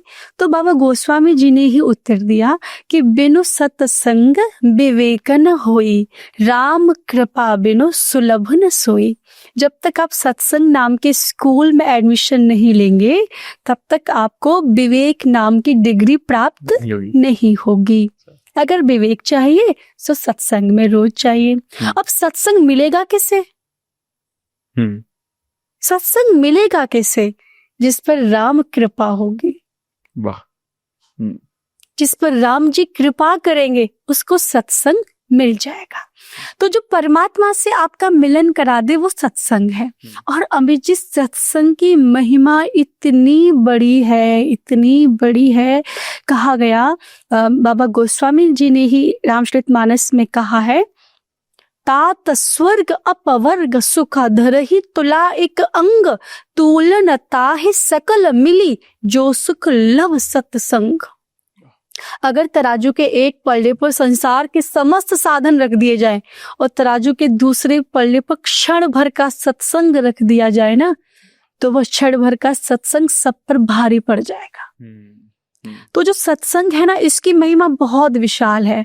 कहते हैं कि सत्संग का तो महत्व परमात्मा के दर्शन से भी ज्यादा है। तो अब आप कहेंगे कि परमात्मा का दर्शन तो बहुत बड़ी बात होती है, सत्संग से छोटा कैसे हो सकता है? सत्संग लेकिन बड़ा है। कैसे? मैं आपसे 2-3 प्रश्न पूछूंगी, उत्तर देना। दुर्योधन ने कितनी बार भगवान श्री कृष्ण का दर्शन किया? बहुत बार किया होगा। जी हाँ। दुशासन ने कितनी बार किया होगा? बहुत बार किया होगा। शिशुपाल ने कितनी बार किया होगा? बहुत बार किया होगा। लेकिन क्या ये दुर्योधन, दुशासन या शिशुपाल अपने काम और अपने क्रोध को कभी कंट्रोल कर पाए? नहीं कर पाए ना। इसका उत्तर पता है क्या था? इसका उत्तर ये है कि दुर्योधन ने भगवान श्री कृष्ण का दर्शन तो किया, लेकिन कभी सत्संग नहीं किया। ये सत्संग की महिमा होती है कि व्यक्ति अपने काम, अपने क्रोध, अपने लोभ, अपने मोह को अपने वश में कर पाता है। इसलिए सत्संग की जो महिमा है, हमारे शास्त्रों ने बहुत विशाल रूप में गाई है कि सत्संग करो। अगर क्षण भर का भी सत्संग आपको मिल गया ना, तो आप समझ लीजिए कि आज आपके ऊपर भगवान की ज्यादा ही मेहरबानी है। कहते अति हरि कृपा जाहि पर होई। भगवान जब बहुत, मैंने कहा अति हरि कृपा बोला, हरि कृपा नहीं बोला, हमने कहा अति, यानी कि भगवान की अति हरि कृपा जब होती है, जब बिहारी जी बहुत कृपा करते हैं, तब जाकर उनकी कथा सुनने को मिल पाती है। आज आप भी बहुत सौभाग्यशाली हैं और आज मैं भी बहुत सौभाग्यशाली हूँ कि हम दोनों को इस पॉडकास्ट के माध्यम से आज कथा सुनने का और कहने का अवसर मिल रहा है। तो आज हमें लग रहा है कि बिहारी जी ज्यादा मेहरबान हैं। दूसरी बात, संगति। संगति का असर हमारे जीवन में पड़ता है। हम कैसे लोगों के बीच में रह रहे हैं, उसका असर हमारे जीवन में पड़ता है। मैं एक कहानी, कथा सुनाती हूँ। भागवत में कथा आती है। एक पंडित जी थे जिनका नाम था अजामिल। बड़े कर्मकांडी ब्राह्मण थे। एक बार एक गणिका को देख लिया जो बड़ी सुंदर थी, और गणिका से जाकर विवाह कर लिया और उसको अपने घर लेकर आ गए। अब जब घर लेकर आए तो वैसे तो कर्मकांडी ब्राह्मण थे। अब सुबह जैसे ही माला जाप करने के लिए बैठे तो पत्नी ने फटकार लगा दी, क्या कर रही हो, ये माला जोड़ी लेकर क्यों बैठे हो? तो अजामिल ने कहा, मैं भजन कर रहा हूँ। क्या भजन? काहे का भजन? जाओ मेरे लिए धन कमा कर लेकर आओ। गड़का को धन चाहिए, बोले धन कमा कर लेकर आओ। तो पंडित जी ने कहा ठीक है। अब पंडित जी ने माला जपना बंद कर दिया। संग का असर मैं आपको बताना चाहती हूँ क्या होता है। पंडित जी माला जप करते थे, पत्नी का आदेश हुआ धन कमा कर लाइए, पंडित जी ने चोरी करना प्रारंभ कर दिया। प्रमोशन हो गया, पंडित जी से सीधा डाकू बन गए। ये होता है संग का असर। डाकू अजामिल के नाम से प्रसिद्ध हो गए। लोग जब उनका नाम सुनते थे तो अपने घर के दरवाजे बंद कर दिया करते थे, डाकू अजामिल आ गया। कहाँ पंडित जी थे, कर्मकांडी ब्राह्मण थे, लेकिन गड़का से विवाह कर लिया, बुद्धि बदल गई। हम कैसे लोगों के बीच में रह रहे हैं, इसका असर हमारे जीवन में पड़ता है। देखो, एक गलत व्यक्ति कितना भी मीठा क्यों न बोले, लेकिन एक दिन विष बन जाएगा। और एक अच्छा व्यक्ति कितना भी बुरा क्यों न बोले, एक दिन औषधि बनकर काम आएगा, है ना। नीम के पेड़ की जड़ों में कितना भी दूध डाल देना, कभी मीठा नहीं हो सकता। गलत व्यक्ति की संगति करके आप अच्छे तो नहीं रह सकते, चाहे कितना भी कंट्रोल हो, कभी न कभी तो मन भटकेगा। आपका मित्र अगर दारू पीता है, शराब पीता है, आप नहीं पीते, एक दिन नहीं पिएंगे, अरे मैं नहीं पीता भाई, मुझे मत पिलाया कर। अच्छा कोई बात नहीं, कुछ नहीं होता। अच्छा ज्यादा मत पीना, एक ढक्कन। एक दिन एक ढक्कन से आपको पूरा बॉटल पीने वाला बना देगा। आराम से, करेक्ट, एग्री। भक्त की संगति करोगे भक्त बन जाओगे, दुष्ट की संगति करोगे दुष्ट बन जाओगे, शराबी की संगति करोगे शराबी बन जाओगे। संगति का जीवन में बहुत असर पड़ता है। हम कैसे लोगों के साथ उठ रहे हैं, बैठ रहे हैं, इसका असर हमारे जीवन में आएगा। तो ज्यादा से ज्यादा भक्तों की संगति करें, संतों की संगति करें। भक्त कहाँ मिलेंगे? सत्संग में जाकर मिलेंगे। सत्संग जाइए, भक्त मिलेंगे, और भक्त और सत्संग दोनों मिल जाएंगे तो फिर परमात्मा से मिलने में कोई देरी नहीं होगी। बहुत सही, बहुत सही। अब आई थिंक हमने सत्संग और संगत के बारे में जिस तरह से आपने एक्सप्लेन किया वो बहुत बहुत गहरा था, और आई एम श्योर लोगों को समझ में आ जाएगा कि सत्संग का हिस्सा होना कितना जरूरी है, और हमारी संगत कैसे हमारी लाइफ को डिसाइड कर रही है कि हम कहाँ पहुंचेंगे। वो संगत का ही असर जाने वाला है सारा का सारा। And I am sure by now, क्योंकि जब हम मैनिफेस्टेशन, लॉ ऑफ अट्रैक्शन के बारे में बोलते हैं तो हम बार बार यही बोलते हैं कि आपकी संगत सही है तो आपकी सोच सही रहेगी, क्योंकि आप अदरवाइज आप धीरे धीरे धीरे उस लूप में चले जाएंगे जहां पर बहुत सारी नेगेटिविटी होगी अगर आप गलत लोगों के साथ हैं। अब मेरा एक सवाल है कि चित्र में और चरित्र में क्या फर्क होता है? फर्क तो बहुत होता है, क्योंकि हमारे यहाँ पर चरित्र की पूजा होती है, चित्र की नहीं होती। हाँ, है ना। कोई व्यक्ति दिखने में बहुत सुंदर है, हाँ, लेकिन उसका चरित्र नहीं है। क्या आप उसके पास बैठना पसंद करेंगे? नहीं। तो डेफिनेटली चरित्र पूजनीय हुआ। एक बार स्वामी विवेकानंद जी विदेश में प्रवचन करने के लिए गए, तो एक विदेशी व्यक्ति ने स्वामी जी से कहा कि आपने क्या कपड़े पहन रखे हैं, भगवा वस्त्र पहने हुए हैं और पगड़ी पहनी हुई है, आप मेरे साथ ब्यूटी पार्लर चलिए, अच्छे से गुची, प्राडा, एलवी, क्या अच्छे अच्छे कपड़े पहनवाऊंगा, अच्छे से शू, बढ़िया सा कैप, चश्मा, ये सब अच्छे से टेलर से आपके लिए कपड़े बनवाऊंगा, आप मेरे साथ चलें, आप ये वस्त्र उतार दीजिए। स्वामी जी ने बहुत सुंदर उत्तर दिया था। स्वामी जी ने कहा था, in your culture a tailor makes you gentleman, but in my culture character makes you gentleman. मेरे यहाँ पर चरित्र की पूजा होती है, चित्र की पूजा नहीं होती। मेरे पापा जब हम बहुत छोटे थे तब हमें एक लाइन सिखाते थे, हमें जब बहुत बचपन में, जब नर्सरी केजी में पढ़ती होंगी तब बताते थे, if wealth is lost nothing is lost, if health is lost something is lost, but बेटा if your character is lost everything is lost. तो हमारे यहाँ पर चरित्र को पूजनीय बताया गया है, चित्र को पूजनीय नहीं बताया गया। और जिसके पास चित्र और चरित्र दोनों है उनको तो मेरा प्रणाम है। लेकिन फिर भी हमारे चरित्र पूजनीय है, क्योंकि भारत देश में चरित्र की पूजा होती है, चित्र की पूजा नहीं होती। इसीलिए अपने बच्चों को संस्कारवान बनाइए। माता पिता का बड़ा उत्तरदायित्व होता है अमित जी कि अपने बच्चों को बचपन में ही संस्कार दे डालें, उनके बड़े होने का इंतजार नहीं करें। आपने देखा हो कुम्हार जो मिट्टी के बर्तन बनाता है तो कच्चे घड़े पे कुछ रेखाएं बनाता है। हाँ। क्यों बनाता है? कच्चे घड़े पर ही क्यों बनाता है? क्योंकि पकने के बाद वो रेखाएं कभी मिटेंगी नहीं, चाहे आप कितना भी कोशिश कर लेना, लेकिन उन रेखाओं को मिटा नहीं पाओगे। इसीलिए कच्चे घड़े पर बनाता है। तो जो संस्कार, जो बीज आप बचपन में बच्चों के अंदर डाल दोगे, वह बीज जब तक वो संसार में रहेंगे तब तक रहेगा, तब तक काम करेगा, उसे कोई मिटा नहीं पाएगा। तो अपने बच्चों को संस्कार दो। मैं हमेशा लोगों से कहती हूँ कि देखो भैया, जिस गांव में बारिश ना हुई हो वहां की फसलें नष्ट हो जाती हैं, और जिस घर परिवार में संस्कार नहीं है वहां की नस्लें नष्ट हो जाती हैं। तो अपने बच्चे को खेल खिलौने एक बार के लिए मत दो। एक दिन खिलौना नहीं दोगे तो 2-4 घंटे रोएगा, लेकिन संस्कार नहीं दिए, संस्कार देना भूल गए तो जीवन भर रोएगा भी और आपको भी रुलाएगा साथ में। क्योंकि बच्चों को कष्ट होता है तो माता पिता को कष्ट होता है, बच्चों की खुशी से ही माता पिता की खुशी जुड़ी हुई है। तो ये आपका उत्तरदायित्व है कि जब वो छोटे हैं आपने कैसे संस्कार उनके अंदर डाले हैं।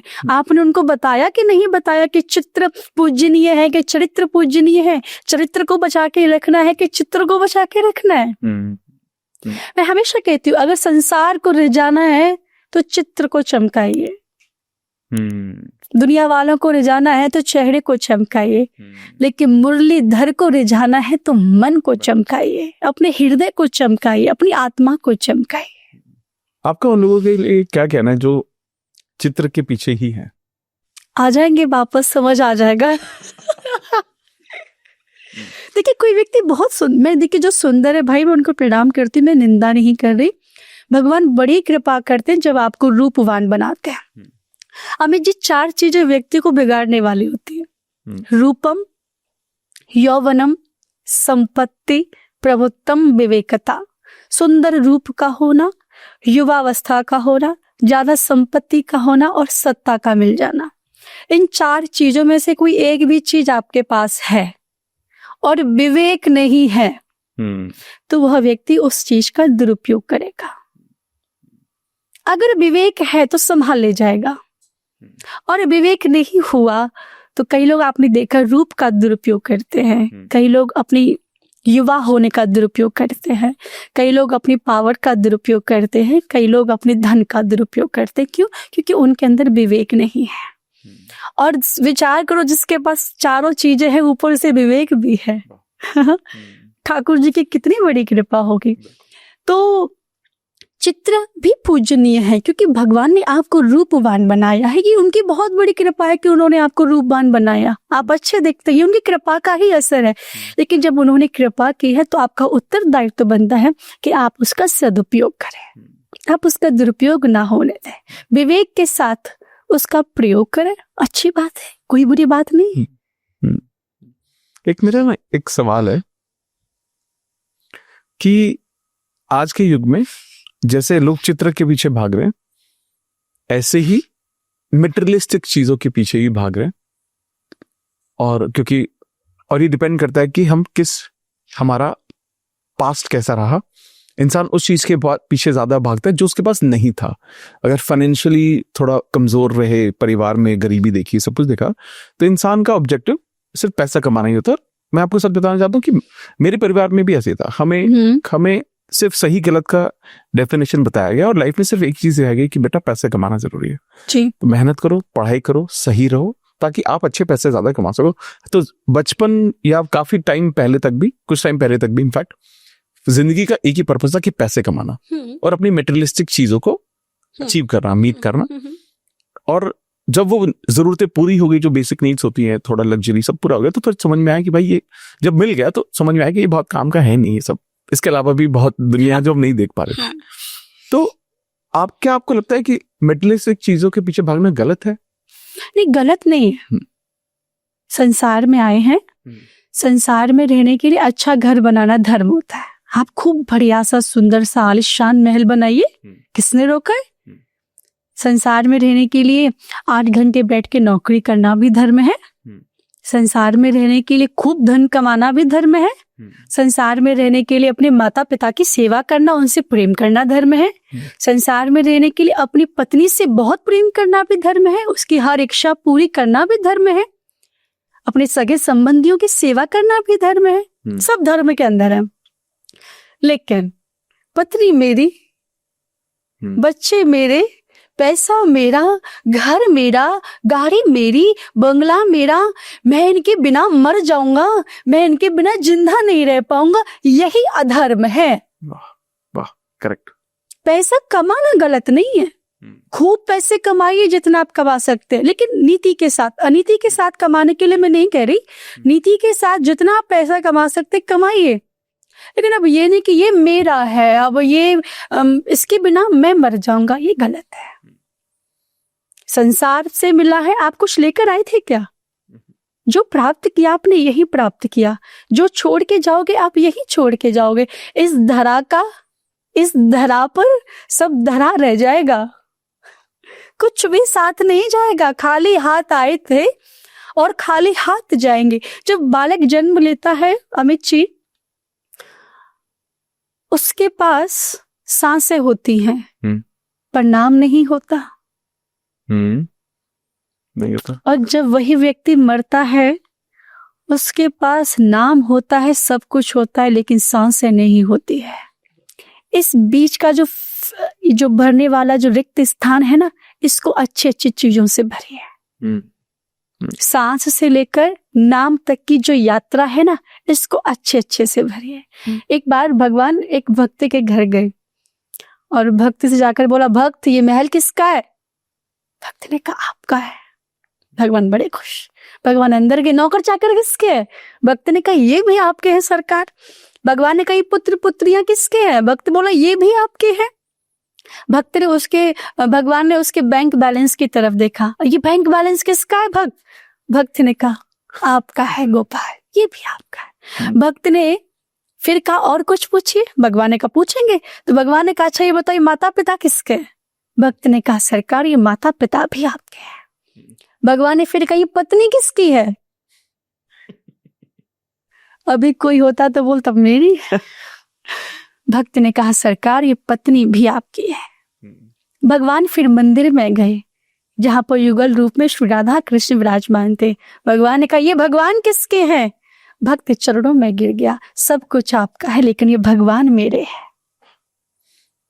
आप इस सिद्धांत के साथ जिए ना अपनी लाइफ, आपका कुछ कोई बिगाड़ नहीं पाएगा।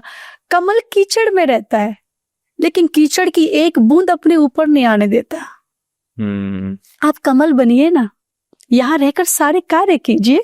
जैसे एक लेखक लिखने बैठता है तो लेखनी ग्रहण करता है और लिखना बंद करने पर लेखनी छोड़ देता है, वैसे ही कर्म करते समय शरीर को ग्रहण करना चाहिए और कर्म समाप्त होते ही शरीर से असंग हो जाना चाहिए। ये एक श्रेष्ठ व्यक्ति का लक्षण होता है। शरीर संसार की वस्तु है, संसार से प्राप्त हुआ है तो इस शरीर को संसार की सेवा में लगाइए। पत्नी की सेवा कीजिए, बच्चों की कीजिए, धन कमाइए, नाम कमाइए, सब कुछ कीजिए क्योंकि ये संसार की वस्तु है। लेकिन हमारा जो हृदय है, हमारी जो आत्मा है, मैंने पहले बोला हम भगवान के अंश हैं। तो आप भगवान के अंश हैं, इसलिए अपने मन को, अपनी आत्मा को भगवान के चरणों में लगा दीजिए। ऐसे आप जीवन जिएंगे तो आप अपने सांसारिक दायित्व भी पूरे कर पाएंगे और आप अपने आध्यात्मिक दायित्व भी पूरे कर पाएंगे। बहुत ही सुंदर। जब हम मैनिफेस्टेशन की बात करते हैं तो हम बार बार ये बात करते हैं कि आप ये जानो कि आप लाइफ में क्या चाहते हो, क्लैरिटी लेकर आप अल्टीमेटली क्या पाना चाहते हो, चाहे वो मेटेरियलिस्टिक है चाहे नॉन मेटेरियल चीजें। लेकिन बहुत सारे लोग इस बात को इस भगवत गीता में दिए गए एक श्लोक से खंडन करते हैं उसका, कि जहां पर ये बताया गया है कि कर्म किए जा, फल की इच्छा ना कर। बट क्या सच में ये पॉसिबल है कि कर्म करते रहें बिना ये सोचे हम कहां पहुंच रहे हैं? या जो वो श्लोक है उसका सही मतलब क्या है? भगवान ने ये बात अर्जुन से कही कि अर्जुन कर्मण्येवाधिकारस्ते मा फलेषु कदाचन। तुम्हारा सिर्फ कर्म करने में अधिकार है, फल में नहीं है ना। वो समय डिसाइड करेगा, नियति डिसाइड करेगी कि आपको क्या फल मिलेगा। भगवान अर्जुन ने कहा प्रभु मैं शुद्ध कर रहा हूं, क्या होगा इससे? भगवान ने कहा तुम फल की इच्छा क्यों करते हो भाई? तुम्हारा काम इस समय युद्ध करना है अर्जुन। अगर तुम मृत्यु को प्राप्त हुए तो वीर गति को प्राप्त हो जाओगे, अगर तुम्हारी हार हुई तो तुम वीर गति को प्राप्त हो जाओगे अर्जुन, और अगर तुम ये युद्ध जीत गए तो तुम राज्य सुख को भोगोगे। लेकिन अभी तुम्हारा जो कर्म है ना, वो कर्म यही है कि इस समय तुम युद्ध करो। फल की इच्छा मत रखो कि परिणाम क्या होगा, तुम रहोगे कि नहीं रहोगे, ये इसके बारे में नहीं सोचना। अभी सोचना कि आपको कर्म करना है। यही बात भगवान ने बार बार कहा कि भगवान ने कर्म करने के लिए जोर दिया कि आपका अधिकार सिर्फ कर्म करने में है, बाकी किसी भी चीज में आपका अधिकार नहीं है। भगवान ने तो बल्कि यहाँ तक कहा कि यत करोसि यदस्नासि यच्च होसि ददासि यत। भगवान ने कहा जो तू कर्म करता है, जो तू खाता है, जो तू हवन करता है, जो तू दान करता है, सब मुझ में अर्पण कर दे। सब मुझे अर्पण कर दे। जो भी तू कर रहा है सब मुझ में अर्पण कर दे। उससे क्या होगा? भगवान ने कहा शुभा शुभ फले रेव मोक्षस्य कर्म बंधने। शुभ और अशुभ कर्म का जो फल है ना, जो हमें बांधता है, तो इसमें बंधेगा ही, तो बंधन मुक्त हो जाएगा। तो भगवान तो यहाँ तक कह रहे हैं कि तो शुभ भी मुझे अर्पण कर दे और अशुभ भी मुझे अर्पण कर दे। तो इसमें प्रॉब्लम क्या है लोगों को? भगवान ने इतने सारे रास्ते हमारे क्लियर कर दिए हैं, इतने क्लैरिटी के साथ भगवान ने बोला है कि तू जो कर्म करता है, यत करो से जो तू कर्म करता है, तू जो खाता है, जो तू हवन करता है, जो तू दान करता है, सब मुझे अर्पण करता है। बस तू कर्म कर, फल की इच्छा मत रख, जो होगा वो देखा जाएगा। अर्जुन से भी यही कहा, युद्ध के परिणाम के बारे में मत सोच अर्जुन, अगर तो युद्ध हारेगा तो वीर गति को प्राप्त होगा, सोचना क्या है, और युद्ध जीत जाएगा तो राज सुख को भोगेगा, लेकिन कर्म कर, आप भी अपना कर्म कीजिए। बहुत ही सुंदर। जब हम जिंदगी में, हम सबकी जिंदगी में जो कर्म का जो नियम है, ये कितना इंपॉर्टेंट है? बहुत ज्यादा। हम जैसा कर्म करेंगे, हमारा पूरा जीवन कर्म के ऊपर आधारित है। व्यक्ति का जन्म कर्म से होता है, व्यक्ति की मृत्यु भी कर्म से होती है। सुख दुख नाम की जो चीजें हम प्राप्त करते हैं ना जीवन में, अपने कर्म से प्राप्त करते हैं। कोई हमें सुख नहीं देता है, कोई हमें दुख नहीं देता है। कई बार हम मन में सोच लेते, इस व्यक्ति ने हमें सुख दे दिया और इसने हमें दुख दे दिया। नहीं नहीं नहीं, उसने आपको सुख नहीं दिया, उसने आपको दुख नहीं दिया। बाबा गोस्वामी तुलसीदास जी कहते, काहू न को सुख दुख कर दाता, निज कृत कर्म भोग सब भ्राता। कोई किसी को सुख नहीं देता, कोई किसी को दुख नहीं देता। जीवन में व्यक्ति जो प्राप्त करता है, अपने किए हुए कर्म से प्राप्त करता है। कई बार हम इतने खराब कर्म करते, फिर कहते हमारे साथ कुछ अच्छा क्यों नहीं हो रहा। अरे भैया, बोया पेड़ बबूल का तो आम कहाँ से होए? घर में बबूल का पेड़ लगाओगे और कह रहे हो कि ये तो हमें आम खिलाएगा। आम क्यों खिलाएगा? कांटे खिलाएगा। अरे आम खाने के लिए आम का पेड़ लगाना पड़ता है ना भाई। तो आप अच्छे कर्म कीजिए ना, आपका जीवन अच्छा हो जाएगा, आपका वर्तमान अच्छा हो जाएगा, आपका भविष्य अच्छा हो जाएगा, आपका आने वाला जन्म श्रेष्ठ हो जाएगा। आपका आने वाला जन्म भी आपके ही कर्मों के ऊपर आधारित होता है। व्यक्ति जैसा कर्म करता है, उसका फल उसको भोगना ही पड़ता है। देखिए, भगवान हमारी गलती क्षमा कर सकते हैं, लेकिन कर्म कभी क्षमा नहीं करता है। कर्म वही देता है जो आप करते हैं। कर्म अच्छा होना चाहिए। कई बार लोग मुझसे पूछते कैसा कर्म करें, मैं कहती हूँ भक्ति पूर्वक कर्म करो, क्योंकि भक्ति को साथ लेकर कर्म करोगे तो कभी खराब नहीं कर पाओगे। वाह, अमेजिंग। भगवत गीता के ऐसे कोई श्लोक जिसका असर आपके ऊपर सबसे ज्यादा हुआ, और जो ऐसा लगता है कि लोगों को वो समझना, उस मार्ग पे जरूर जाना चाहिए? अमित जी, जब मैं बहुत छोटी थी ना, मेरी जो आध्यात्मिक यात्रा शुरू हुई थी, वो भगवत गीता के 12वें अध्याय से हुई थी। मैंने मेरे जीवन में पहली बार जो अध्याय पढ़ा था, वो 12वां अध्याय था। और उस अध्याय के मैंने 7 साल की उम्र में 20 श्लोक याद किए थे। 7 साल की उम्र में? वाह। जो मुझे आज भी याद है। और जो श्लोक मेरे जीवन में ना, जैसे घड़ी की सुई टिक टिक टिक टिक घूमती रहती है ना 24 घंटे, वैसे घूमते रहते हैं। मैं आज सभी को बताना चाहती हूँ कि आज मेरे पास जो कुछ है ना, आज जो कुछ मैं बोल पा रही हूँ ना, आज जो कुछ मैं कह पा रही हूँ ना, आज जो मैं कथा कह पा रही हूँ ना, उसका संपूर्ण श्रेय मेरी भगवत गीता को जाता है। अगर मेरी भगवत गीता मेरे जीवन में नहीं होती ना अमित जी, तो आज हम यहाँ नहीं बैठे होते। तो जो भगवत गीता का एक एक श्लोक, स्वामी राम सुखदास जी महाराज ने कहा कि व्यक्ति अगर नियम से भगवत गीता का पाठ करना शुरू कर दे, भगवत गीता को अपने जीवन में धारण कर ले, तो भगवत गीता श्री कृष्ण से मिला सकती है। इतनी ताकत है भगवत गीता में। 18 अध्याय है, 700 श्लोक हैं। और एक श्लोक का नियम बना लो, ज्यादा नहीं, एक श्लोक पढ़े, रोज पढ़े। संस्कृत नहीं पढ़ सकते, कोई बात नहीं, हिंदी पढ़े, लेकिन पढ़े। तो मेरी जो आध्यात्मिक यात्रा शुरू हुई थी, वो भगवत गीता के 12वें अध्याय से शुरू हुई थी। चलिए उसी का पाठ करते हैं। जी। अथ 12वां अध्याय। अर्जुन उवाच एवं सततयुक्ता ये भक्ता स्वं पर्युपासते ये चाप्यक्षरं व्यक्तं तेषां के योगवित्तमा। श्री भगवान वाच मय्याविश्य मनो ये मां नित्ययुक्ता उपासते श्रद्धया पर्युपेतास्ते मय्युक्ततमा मता। ये त्वक्षरम निर्देशम व्यक्त्यम परिपासते सर्वत्र गम चिंत्यम च कूटस्थमश्लम ध्रुवम सन्नियम्बेन्द्र ग्रामं सर्वत्र संबुद्धय ते प्राप्नुवन्ति मामेव सर्वभूतैते रता क्लेशो अधिकतरेस्तेषां व्यक्ता सक्तचेतसाम् अव्यक्ता हि गतिर्दुःखं देहवद्भिर्व्याप्यते तेषामहं समुद्धर्ता मृत्यु संसार सागरात् भवामि नचरार्थ पार्थ मय्या वेशित चेतसाम् हेतु सर्वाणि कर्माणि मयि सन्न्यस्मत्परा अनन्येव योगेन माम ध्यायन्तोपासते मय्येव मनाधस्त्व मयि बुद्धिं निवेशय निवसिष्यसि मय्येव अत ऊर्ध्वं न संशय अत चित्तं समाधातुं न शक्नोषि मयि स्थिरम् अभ्यासयोगेन ततो मामिक्षात्वं धनञ्जय अभ्यासेऽप्य समर्थोऽसि मत्करं परमो भव मदर्थमपि कर्माणि कुर्वन् सिद्धिं वापससि अथैतदव्यसक्तोऽसि कर्तुं मद्योगमाश्रित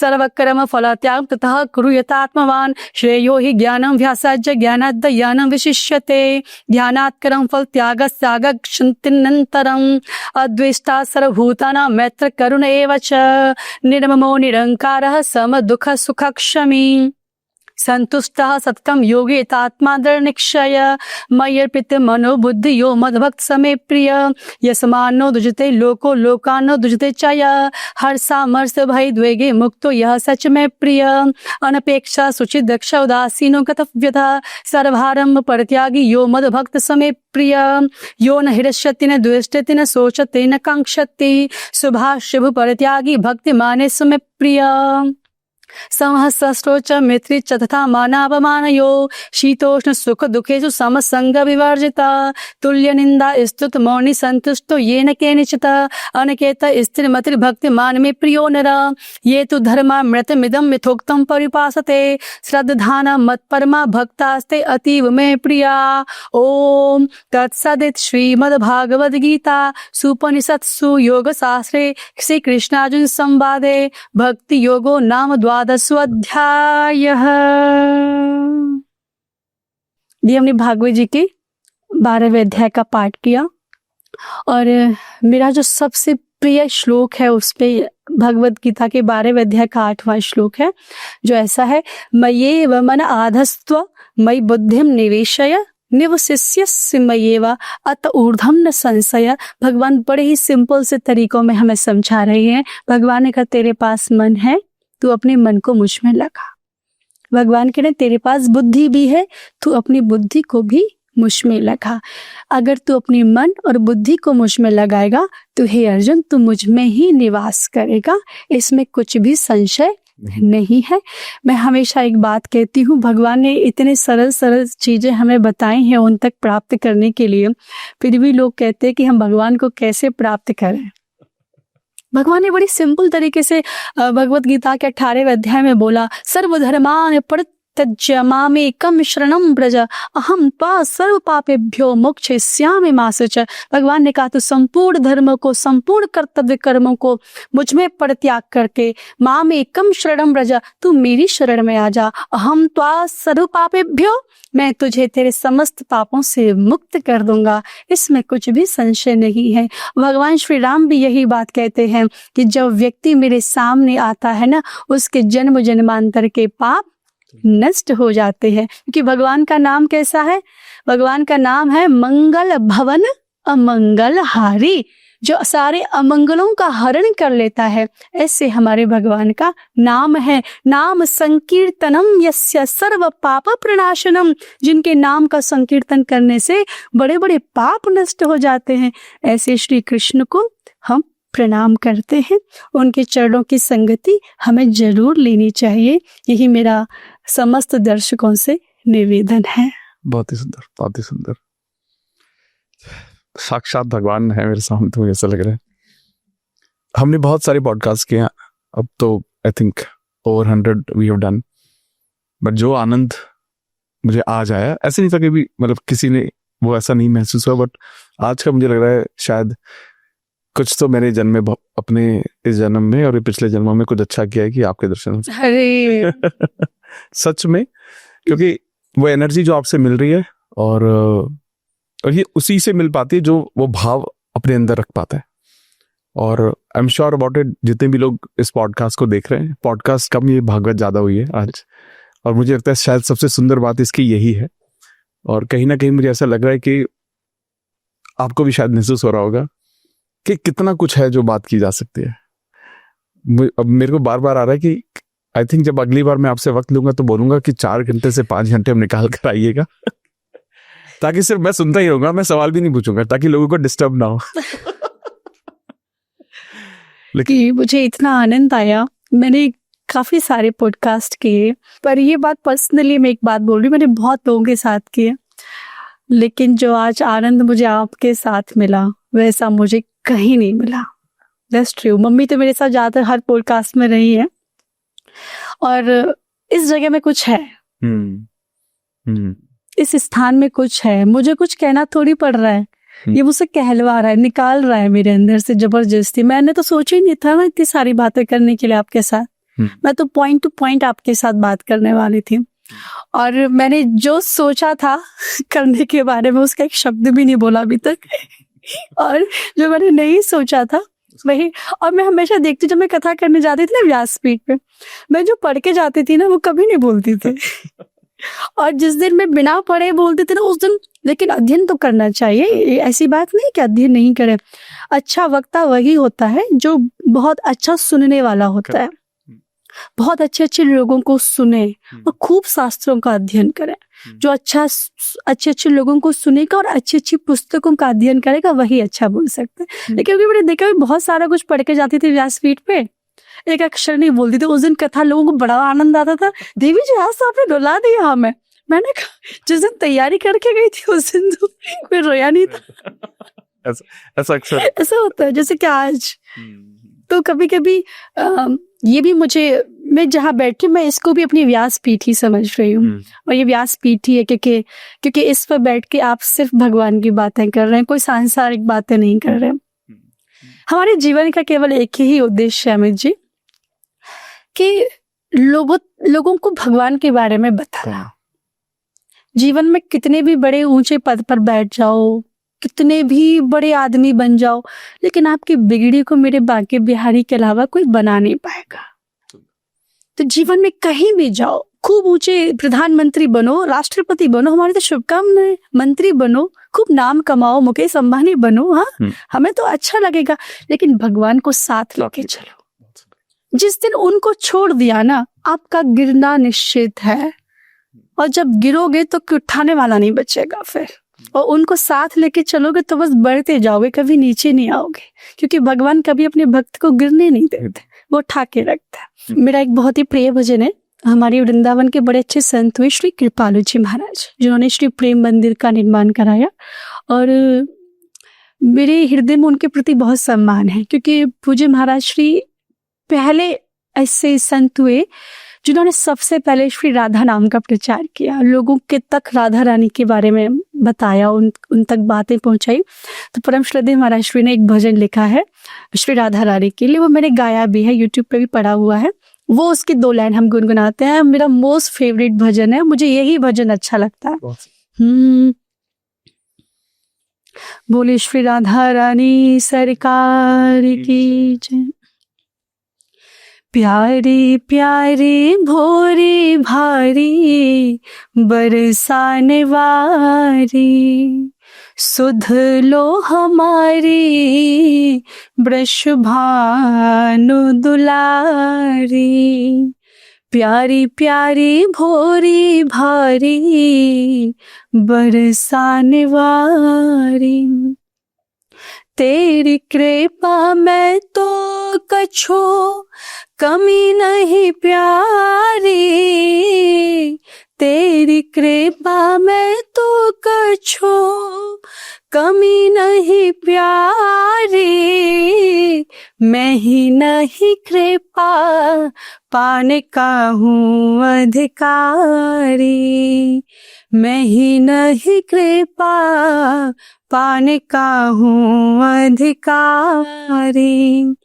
प्यारी प्यारी भोरी भारी बरसाने वारी। लेकिन स्वामिनी जी मुझे एक भरोसा है एक दिन सुनोगी भरोसो भारी प्यारी, एक दिन सुनोगी भरोसो भारी प्यारी, छोड़ू नहीं पाछा प्रेम दो या ना दो प्यारी, छोड़ू नहीं पाछा प्रेम दो या ना दो प्यारी। मेरी प्यारी प्यारी बरसाने वाली प्यारी, मेरी प्यारी प्यारी बरसाने वाली प्यारी, जाके पाछे पाछे डोले बाके बिहारी, जाके पाछे पाछे डोले बाके बिहारी, प्यारी प्यारी भोरी भारी बरसाने वारी, सुध लो हमारी वृषभानु दुलारी। बोल वृषभानु दुलारी की जय, श्री बाके बिहारी लाल की, आज के आनंद की जय जय श्री राधे। तो आई थिंक मुझे लगता है कि ये मेरी बहुत खुशकिस्मती है कि हमारे माध्यम से आपने जितनी भी शेयरिंग की वो बहुत सारे लोगों तक जाएगी, और जिस तरह की एनर्जी जो मैं आज लेकर जा रहा हूँ आपसे, आई थिंक ये बहुत मदद करेगी मुझे ज़िंदगी में, और मुझे कुछ भाव जो और गहरे जानने की ज़रूरत थी वो आज मैं जान पाया, एंड ये सब आपकी वजह से हुआ। और and I am sure about it, जितने भी लोग ये पॉडकास्ट देख रहे हैं या ये भागवत देख रहे हैं उनको ये खुद महसूस कर सकते हैं। मैं बोल रहा हूँ, इससे बोला नहीं जा रहा है अभी, लेकिन अब वो भाव आप समझ पा रहे होंगे। और मुझे कहीं ना कहीं, जैसे मैंने पहले बोला, कि मुझे लगा कि देवी जी को मैं दोबारा बुलाना चाहिए। अगर आपको लगता है कि देवी जी को दोबारा बुलाना चाहिए, आप कमेंट बॉक्स में पार्ट 2 लिख देना, तो मैं इनको पार्ट 2 के स्क्रीनशॉट भेज के बुलाऊंगा कि बहुत सारे लोग चाह रहे हैं। और मैम के मैं जो भी लिंक है वो सारे मैं डाल दूंगा डिस्क्रिप्शन में, ताकि आप इनको डायरेक्टली सुनकर इनकी भागवत को डायरेक्टली अटेंड कर पाए और वो सारी चीज़ें समझ पाएँ जो हमने आज बात की, उसको और डिटेल में समझ पाए। तो आपका बहुत बहुत धन्यवाद। आपका हृदय से बहुत बहुत आभार अमित जी कि आपने हमें आमंत्रित किया और समय दिया। आपके माध्यम से लोगों तक भगवान की बातें पहुंचेंगी। और मेरे पास आपको देने के लिए रिटर्न गिफ्ट कुछ नहीं है, लेकिन हाँ, मेरी सरकार के पास है। मैं यूपी गवर्नमेंट या मोदी जी के बारे में बात नहीं कर रही, मेरी सरकार श्री राधिका रानी के बारे में बात कर रही हूँ। और मैं मेरी स्वामिनी जी से प्रार्थना करती हूँ कि मेरी स्वामिनी जी आपके ऊपर खूब अनुग्रह करें, आपके परिवार के ऊपर खूब अनुग्रह करें और आपको अपने चरणों का प्रेम प्रदान करें। आप हमेशा प्रसन्न रहें, खूब जग में नाम करें, आप यशवान बने और दीर्घायु हो और खूब भगवान का भजन करते रहें और अच्छे अच्छे काम करते रहें। आप सभी को बहुत बहुत शुभकामनाएं। बहुत बहुत धन्यवाद, बहुत बहुत धन्यवाद। जय जय श्री राधे।